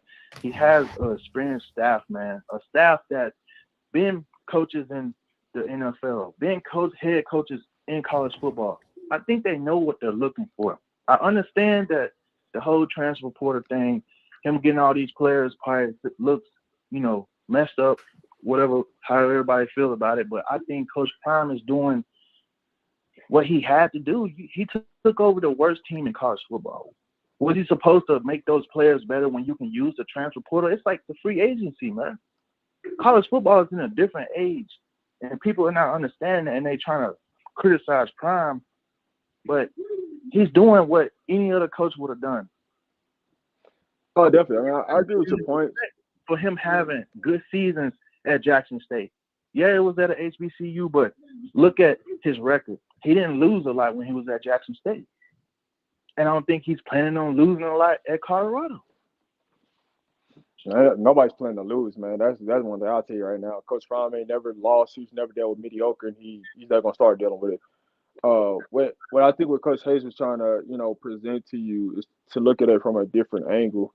When it came to like Nick Saban and Coach Prime can go into anywhere and get a kid. He can go to the hood, he can go to established places, the uppity up, and go get a kid. Nick Saban couldn't do that at the beginning of his career because he had to prove to people that he could win. When Coach Prime just has an aura, like who don't want to meet Coach Prime, who don't want to sit down and have a conversation with Coach Prime. And so that's all Coach Hayes was saying from that situation. Yeah, I understand that, but that's still knocking down the fact that Coach Prime actually can coach. Like, it's different. It's not like, hey, I want to go play basketball for Michael Jordan. There's a lot of people that probably think Michael Jordan's not a good coach. Yeah, he's a great player, but he might not be a good coach. How can you? Michael Jordan ain't no good coach, bro. He's a good player and a good coach. He has proven that he's a good coach. I'm not saying that he's better than Nick Saban. Like, obviously, we know Nick Saban is a guru to the game. He's been in college football. But what I'm saying right now, Coach Prime, from the start, and you compare his start to all these other coaches, he has a foot ahead of everybody, man. And that's all I'm saying. I'm not trying to say he's a better coach than Nick Saban, but he has a good start in his career as a coach. Not because he Prime. He loves the fact he knows he Prime, but right now he's Coach Prime. I'm looking at him as a coach. Everybody's keep bringing all these players want to go to him because of Deion. Yes, everybody know that. But what about all the other kids that turned them down? Yeah. Every kid go to Prime. I agree with your point. Not every kid wants to go to Prime. He knows what he's looking for. He knows what he's doing, and I call 8-4 on the season. That's all I'm saying. 8-4 on the season. I appreciate you. Listen, I'm gonna say this, Rob. You want to finish your last statement? All right, because I got to move on. I got other people calling in the back. Oh yeah, for sure, man. For sure. Can I say one last thing before you go? Yeah. That's just like saying Jay-Z got the baddest chick in the game wearing his chain. Why she with him? Because he was Jay-Z. If he walked up to her at the concert, she walked right past Jay-Z if he wasn't Jay-Z. If he was Sean Carter, they would have never met. He is a good coach, y'all. He is. Showing these kids how to be men. Like, I got you, dog. No, you made your point. You made your bro. You made your point. Bro, you made your point. You made your point. I got you. I appreciate you, dog. I got to go on. Thank you, man. 6898. No, I'm sorry. 0333. 0333. It wasn't as I can say, Coach. Hey, that's all. I was good. Yeah, I'm glad you held on. I just had to go get my Colorado concoction. No, you good.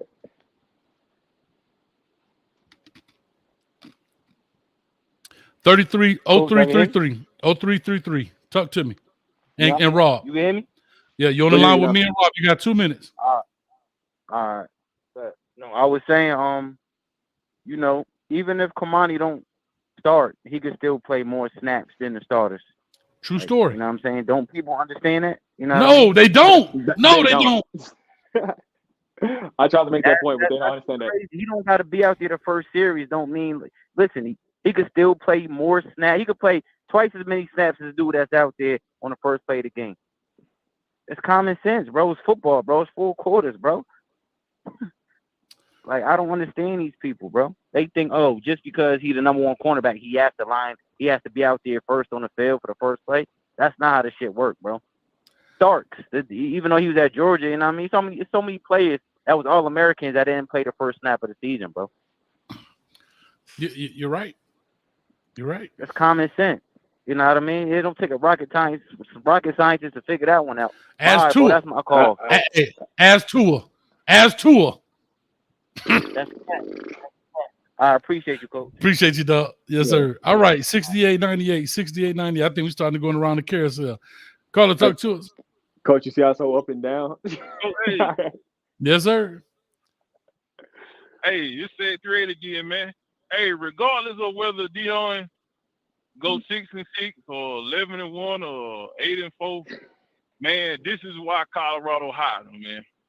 For us to do what we doing now, to go back and forth about the team, the transfer portal, the kids he bringing in. At the end of the day, college football is a business, man. Nowadays, and you can't make money with 1-11 for program. You can't nowadays. So you got to bring something in to interject, to put butts in the seat, as my coach said. If you ain't got no butts in the seats, you ain't making no money. That's right. So at the end of the day, whether he goes 6-6 or whether he go 9-3, Colorado is getting what they want. They want to be relevant. They want their name out there.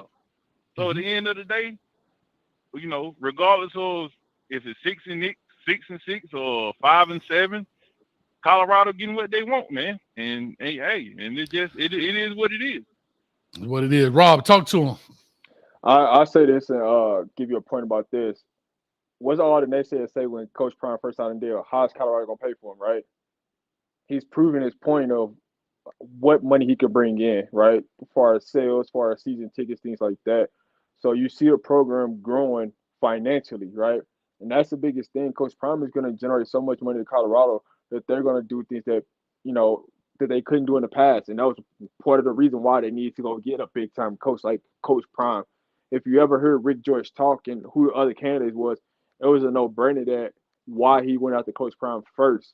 And it was Coach Prime or die because of that. So I definitely agree with your points.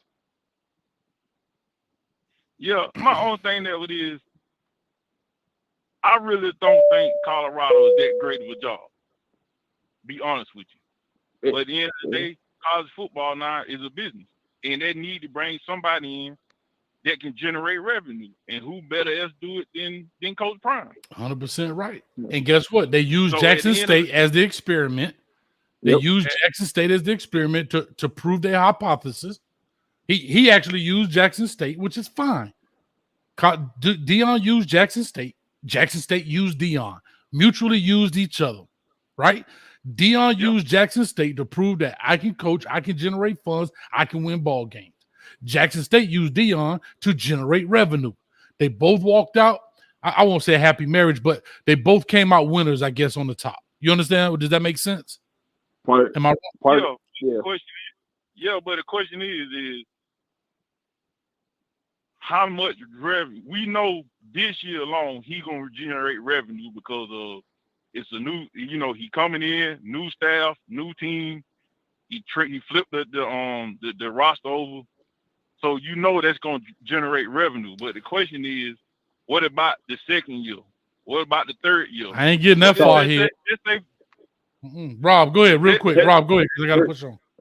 Here's what I'm going to tell you about that. They're in this situation right now. They're using Coach Prime. Colorado's using Coach Prime to get to the Big 12, right? To get that media deal, because all this is designed to get that media deal. So they're trying to get that 35 plus annually money. So right now, all of this is designed to bring the exposure to Colorado to get that new media deal. That's what this is all about. Let's just keep it real. And that's my point. Yeah. Well, 380. I 100% agree with you. Yeah, 380. And you're right. I was just saying that it was a mutual using. Like Coach Prime wanted to get into coaching. They wouldn't let him into the major leagues, so he went to the minor leagues and proved his what? He proved his theory. I can generate funds. Back to what I was trying to tell the other young man, because of who I am. I'm Neon Dion. I can bring in things because of my relationships with businesses and Walmart and blah, blah, blah, blah, blah. Right? Yeah. And and Jackson State reaped the benefits from that. But in turn, Deion Sanders got coaching experience from that. Mm-hmm. And that helped him move. Think about he's moved up the ladder faster than probably any other coach that we've ever seen. Think about it. This dude went from high school, was it 2.5 years at Jackson State in a Power 5 program. He's done all that since COVID, dog. Yep. So and he changed media. Huh? And he changed the way media is covered about football. He's changed the culture. He's changed. No, so he's done what he's supposed to do, and that's what it is. Colorado knew that. We need an insurgence of funds, cash. We got to re-energize this football program. Rick George knew that. Give him what he wants. Blah blah blah. And we know Deion is not going to stay at Colorado forever. Nope. But what is he doing? He's taking each one of these as a stepping stone to prove. And now what he's going to end up doing, and especially if he turns this around, because think about it, Mel Tucker got a job at Michigan State for taking Colorado mediocre. Yep. And got paid big bucks. And got paid. Mel Tucker left Colorado technically for a mediocre performance compared to college football overall. But compared, if most colleges look and say, damn, boy, this dude took Colorado to a 6-6 season. Imagine what he could do with more talent, more this, more that, more this. And he did it his first year with a transfer, and he kind of struggling out. But so Deion is setting the table. If he gets them to 8 wins, which I think he will, I don't think it'll be this year, but I think year 2, maybe year 3, 8, 9 wins, he has now set the table where instead of the school picking him, he gets to pick the open availability, the open places. If it's 5 spots open, he get to say, do I want to go to LSU? Do I want to go to Florida State? Do I want to go here? Versus, hey guys, I would like to have one of those jobs. I'm telling you right now. The ball is in his court. Mm-hmm. I'm telling you right now, in 3 or 4 years, if Florida State open up and Coach Prime go to Florida State, I told you we in trouble. Problem. I said that to you, Rob, the other day. If Deion Sanders go to Florida State, Miami in trouble, and Florida, we in trouble. We in trouble. I got to push on, man. See, my man, I got to get to the next callers. I appreciate you, dog. Thanks, All right, sis. Coach. All right, man. Always love, brother. All right. I'll come to 57. No, I had 5769.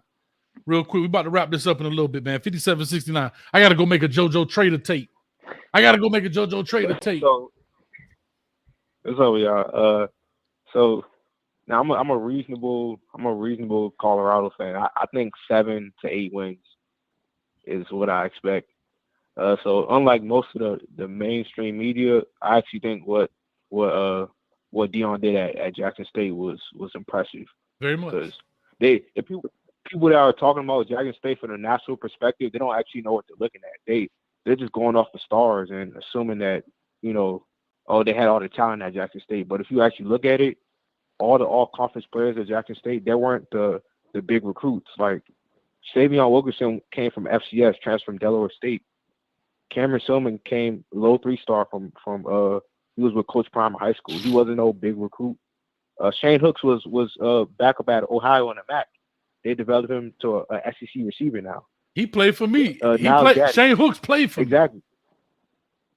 Like but they're gonna pretend that Shane Hooks was already an Auburn player out of high school when that wasn't the case. Like they found him, they discovered him and developed him. Dwayne Dixon from Ohio when it came and got him. Yeah. Yeah. You said Ohio development?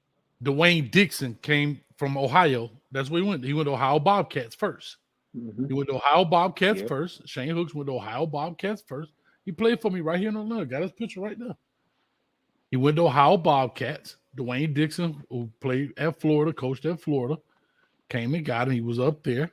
But, he Hollywood. I gave him the name Hollywood. You know what I'm saying? That's how he got the name Hollywood. Because I said, boy, this is how he got the name Hollywood.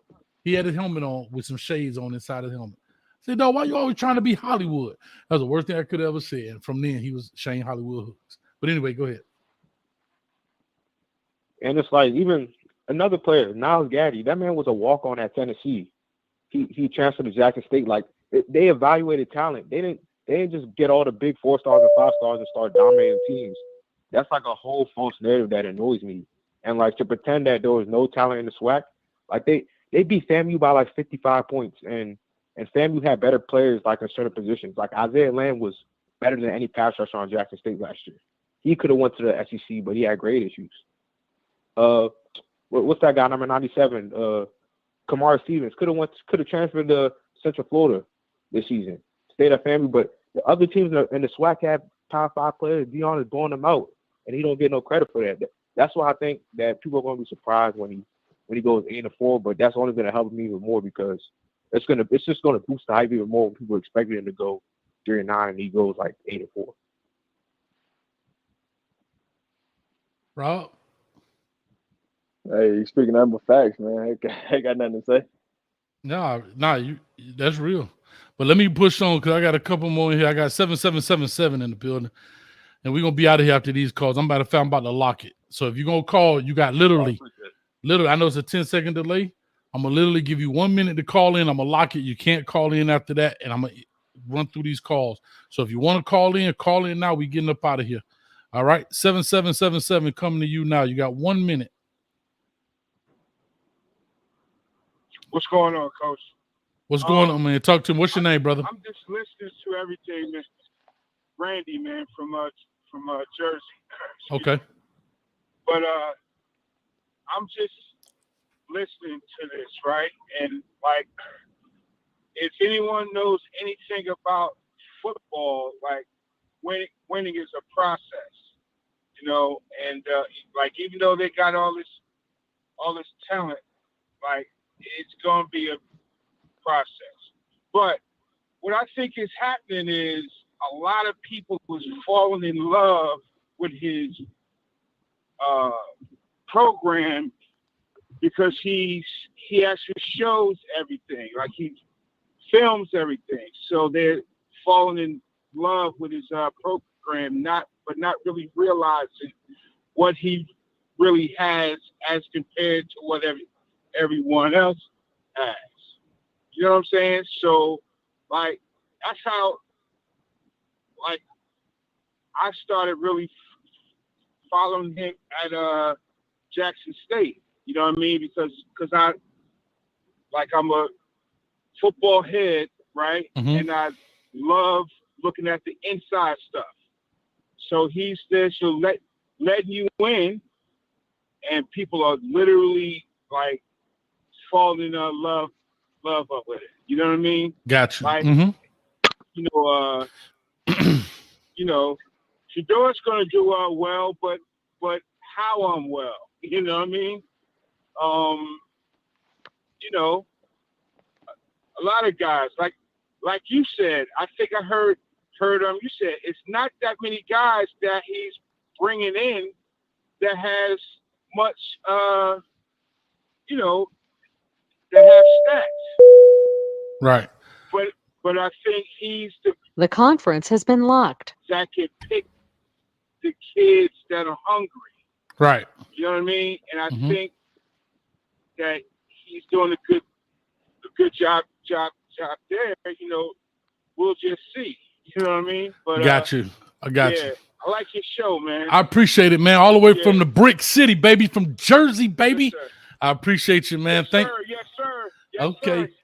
I appreciate you, man. Thank you. You make some very valid points, man. Thanks a lot. I've locked the conference. So, I've locked the phone calls out. So, if you got in, you're in. If you're out, hey, man, we'll be here next Thursday talking the same thing.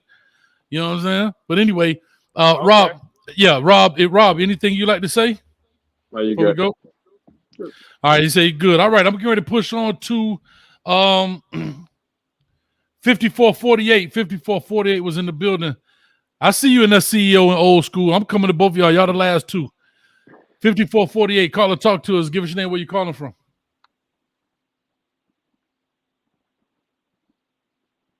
Oh, my bad. I asked him that and muted him. And I'm sorry, 54. I had you muted. I'm sorry, 5448. Where you calling from? Give me your man, name. He had me muted. This Tony, man. I'm from Albany, Georgia. Man, what you know about Albany now? That's my stomping ground now. Yeah, man. Yeah, you know. My family from Dawson, man. I know you don't want to hear all that.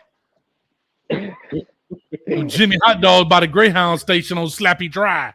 Come on, talk to your boy. Yes, sir. All right. Yes, Tear your sir. stomach up now. But anyway, go ahead. Talk to us, man. So I don't know if y'all already discussed this, but everybody talking about Colorado and Deion, but I don't know if y'all discussed the Pac-12 as a whole, because I think it's about at least 4 teams I know that won 10 games in the conference. So the Pac-12 ain't the SEC and all that, but they deep. So these are the teams that, you know, Colorado got to play. So y'all predicting 7-8 wins for a team that's going against 4 or 5 teams that won 10 games in that conference, and not to mention TCU, who they playing out of conference. So I just wanted to make that distinction too. I don't know. I think I honestly think they'll win about 5, which is actually pretty good coming from one game. But Tony, Tony, you know what I've said, and I've said this, and Rob, you could respond as well. Colorado doesn't have a schedule like Alabama or Georgia. They don't have a group of 5 team they're playing except Colorado State. They playing Power 5 ball all the way through. They're not playing, bro. I look at Alabama and I look at them. They got Mercer and schools you ain't never heard of, Charlotte 49ers, and Colorado doesn't have any of those. And here's the thing too, those other programs, those kids on scholarship too. And my next thing is, and I'm not saying they're going to beat them. What I'm saying is it's not going to be what people think. And my next point and my last point, and Rob, you got it after this, is in their schedule. I may be wrong on the number, but I think they're out of the 12 games, 7 of these games are top 25 preseason AP preseason teams. Am I right, Rob? Somewhere in there? It's somewhere in there, about 6 or 7. 6 or 7 are ranked top 25 teams. Well, you got your Oregon, you got your USC, possibly TCU. I'll pull it up while y'all talk. I'll pull it up while you respond, but go ahead. You got Utah for sure, and then I don't know what they're going to do with UCLA just yet, just because they do have a true freshman starting at quarterback. So those 5 for sure. You got Washington. Washington is definitely one of top 25. I don't think they don't play. Do they play Washington? Play Washington. Yeah. And then you play Washington. Oregon State, you know, I think they won 9 games. They right if it's not 5 teams that won 10, it's probably 4, and then there's one that won 9, I think, or something like that. So, all right, I'm gonna tell you right now. I'll tell you right now. Oregon State is 24. Let me see who's on this schedule. Washington is 21. TCU is 17. Utah is 15. Y'all keep counting. How many teams is that so far? That's 4. That's 4. Okay. Oregon is 13. That's it. Oregon is 13. It's got to be USC is 7. USC is 7. Just making sure. Yep. So there you go. How many is that? 6? Yeah, so I said 6 teams. That's my point. That's 6 teams. They have a brutal schedule. I don't see them if they win 5 games. That's a success for that first year. I don't know where y'all getting 8, 9, 8, 7. I don't see. Who do you have them losing to? All 6 of them teams right there, and TCU. Why? Well, that's TCU, one of them 6 teams. Somebody said they play Washington State, not Washington. They play Washington State or Washington. They play Washington State. That's why I was like Washington. I think they'll win one of those games. Okay, my they'll bad. be one of those top 25 teams. All right, let me see. No problem. But that's why we got to Google it, dog. So Nebraska, I'm gonna just go down the list, man. I'm just gonna keep it real with you. TCU, they're gonna beat them. Nebraska, CSU, which is the questionable games that come on the schedule is Oregon, USC, Utah. Those are the 3 questionable games. It can go any way. Yeah. So it's like those are the three teams that really is going to give real test to Colorado. Everybody else it's a winnable game because they got Arizona, they got Arizona State. So I mean, you can so say can I what you get want. some hate? Bro, can I get some hate? Why people hating on Chip Kelly? I'm not hating on him. Chip, I just no. I'm just being. I'm sorry, Colorado Colt. I'm being funny. Sarcasm. Yes, Dante. What's the dude that's starting that? The quarterback starting that? What you call it? Dante. His last name is Moore. Yeah, Moore. But Chip Kelly been around a long time. He's been running offense for a long time. He ain't no dummy. I just want them to evaluate the schedule as well and the opponents when they say what their predictions and stuff is, because like y'all talked about the staff and all that, but look at USC staff. You said they're questionable. I don't consider it questionable. USC got a Heisman quarterback. I said they got questionable. Lincoln Riley, who's proven. I said they questionable. I don't. No. The other he said they questionable. He'll be back. He'll pop back in. I think he dropped out. But let me just do this real quick. Let me get to the next caller. But to your point, Oregon and so forth. But you have to remember, these other teams are playing football as well, right? Oregon State ain't no slouch. They never been a slouch. They are season wreckers. You understand me? Mm-hmm. I don't know what Stanford's going to do. Like, I don't know. I may call that a 50-50 game. I'm going to be honest. I may be wrong. Or what you call it, Arizona State. But my thing is UCLA ain't a slip-up game. UCLA got some players, dog. Chip Kelly. Yeah. I think he's a respectable coach. Like, that USC game was good. It was a tough game. Yeah, but they got a respectable coach. Chip Kelly been around a long time. He know how to call plays too. So let's be honest, we're going to give Sean Lewis more respect than you give Chip Kelly. I'm just talking about call for call. That's all I'm saying. I'm not trying to be funny.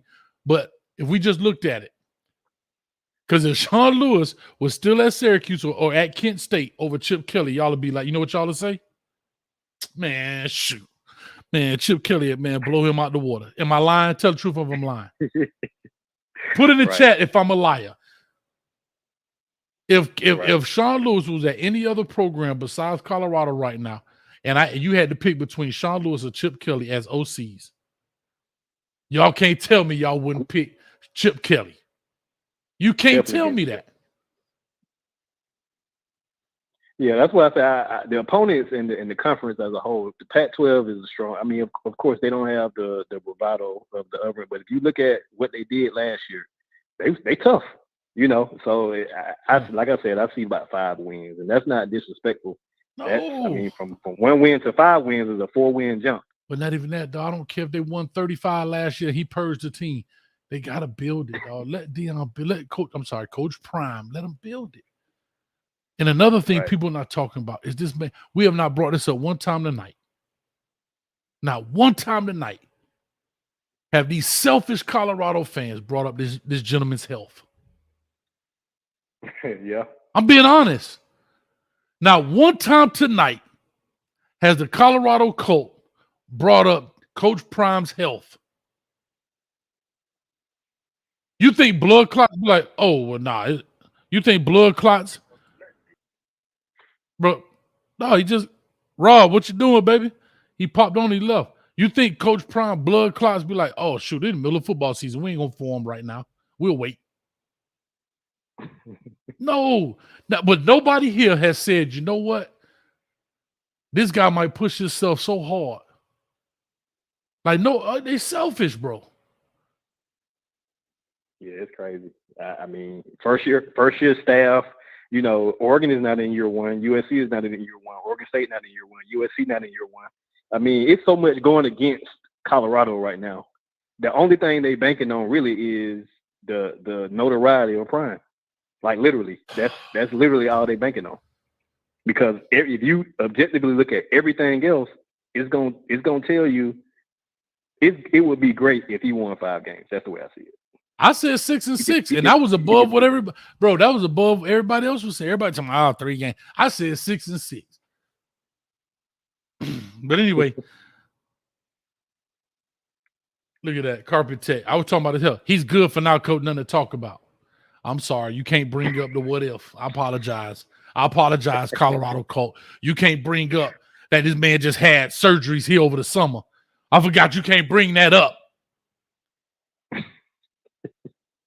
This man got to get massages on his leg every 2 hours for blood clot. The man walking with a limp. And I commend him, dog. You know how many coaches would have packed their stuff and went to the crib? I commend Coach. Dedicated. Come on, dog. And I don't need the money. My family's set for life. But I'm in it for, man, come on, dog. I take my hat off to Coach Prime, Deion Sanders, Neon, Dion, whatever you want to call him. But nobody want to. Yeah, and if she do the real deal, you know, they may push it to 6, maybe 7. I don't see 7. But I don't even care about. But I'm just really saying. I'm just saying. Nobody bringing that up. Nobody bringing up that stuff, bro. But anyway, man, I got to push on. Let me get these next 2 calls in. All right, appreciate it. Yeah.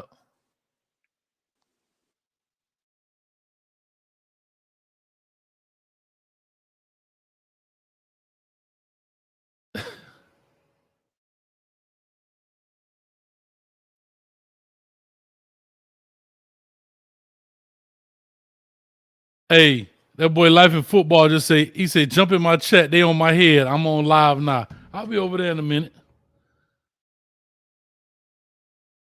Old school, talk to me, man. You got 2 minutes, man.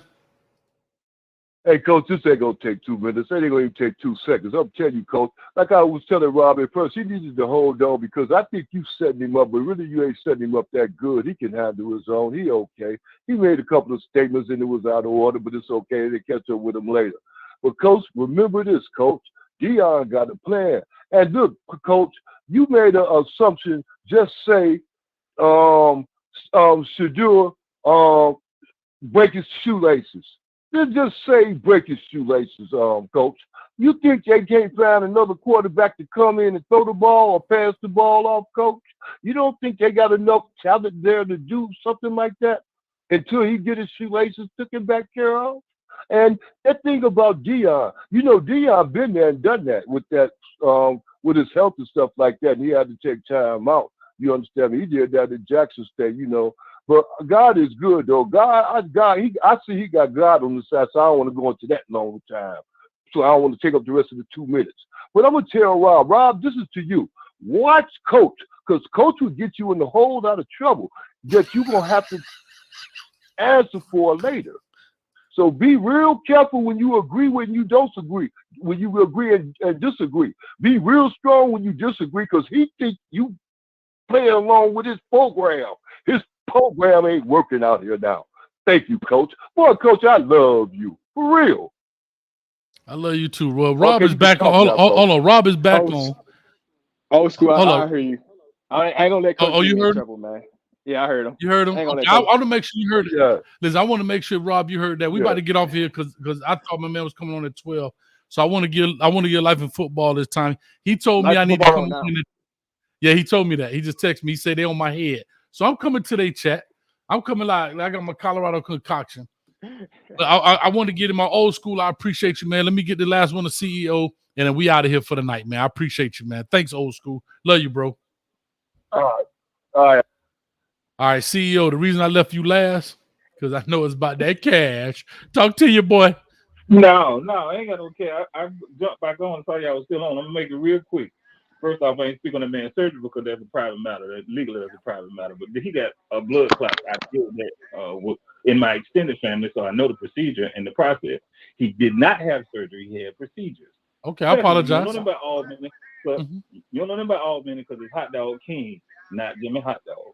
It used to be Jimmy by the Greyhound, old Trailways, but you know, I'm sorry. It's both of them there. I'm just being funny. I got you. Now, lastly, why are individuals so adamant that Deion is going to leave Colorado? Before you respond, either one of you, name another institution that's going to give him the power, the leeway, and the control that he had at Colorado. People that see that he can win, people that see that they want to win. That's all. Bro, they do it all the time. At the end of the day, let's be honest. Can I be very honest with you? Deion might have power. Deion have power. But if Deion go out there and start tripping, I ain't talking about wins and losses, but like he started doing some wild stuff, he gonna be gone. He did it all this time. Why he gonna start now? See, So stop. if No, we no, go no, by- stop. That's not what I said. if we- You see, God, you know why I don't like y'all? Because y'all take stuff. You asked me a question. You said, what other school would allow Deion to have the power that he has at Colorado? Is that what you asked me? Yes or no?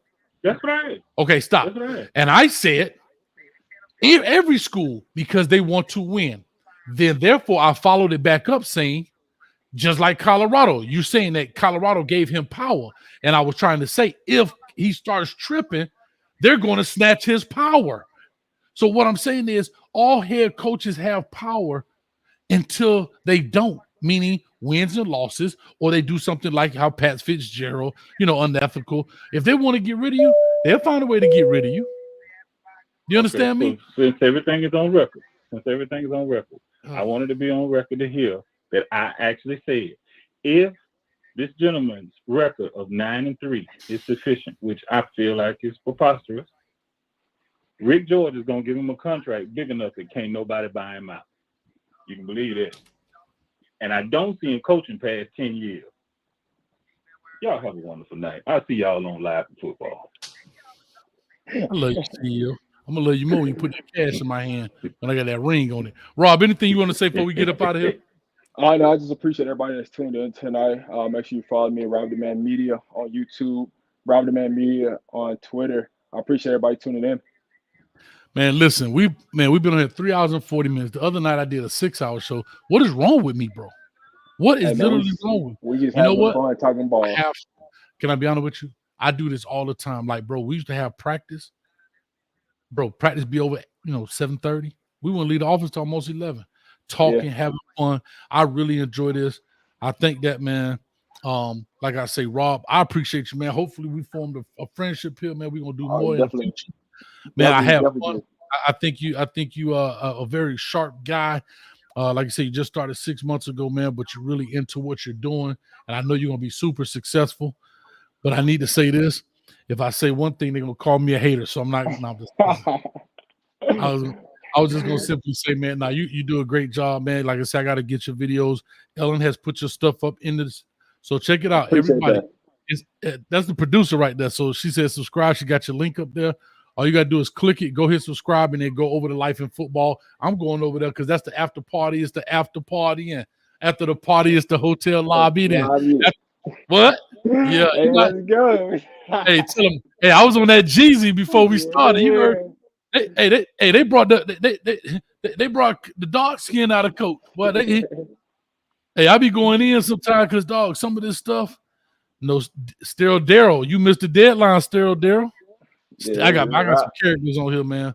But anyway, Butterfly 88, where you been?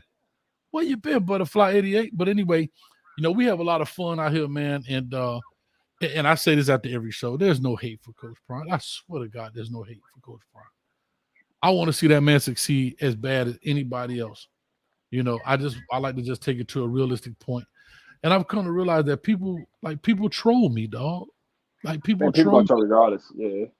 Yeah, but I enjoy it. I be wanna just slap that face because I don't play, man. You know what I'm saying, Rob? But anyway, I'm about to go over here with Life Football. They waiting on you. Text him, say he on his way. I'm about to shut this down till I'll be there in 3 minutes because I don't play. Hey, listen, real quick, I'll just do this while you're on here. Guys, I appreciate you. Thank you all so much for coming by. Hit the like button, the subscribe button. We just broke over 33,000 subscribers, so I appreciate it. Don't be afraid to tell a friend to tell a friend to tell a friend. If you got to put a subscription button in your dog name, do it for your boy. We need that thing. We're trying to hit 50K around the corner. Let's make it happen. Don't miss out on Canes Talk Live, which comes on Sundays at 6:30. Coach Me Coach podcast comes on officially at 8 p.m., but it might pop on anytime throughout the week. But the reason you want to subscribe and hit the bell, because we do late night. You know what about that, Rob? We do the night show. We go in there, have a good time, man. I think I did about 6 hours on that thing, man. About 3 in the morning. Yeah, just talking, a good time, and just cutting up, man. But I don't take anything personal until my man Zion, whoever came by, he called me goofy. I called you goofy is what it is. If you take it personal, then it's tough. You know what I mean? If you take, I don't take nothing. Be honest with you, dog. I got rhinoceros skin, dog. What's flies to an elephant? So when I say that, meaning this is Twitter, dog. This is social media. Don't bother me. I really wasn't mad at you, but you took it there, so I decided to take it with you just to show you, Coach ain't no punk. So with all that being said, I appreciate y'all. Thank y'all so much, and we out of here, man. Y'all go subscribe to Rob, the Media Man, baby. You know what you say? RobDaManMedia, baby. There it is. We out of here. Peace.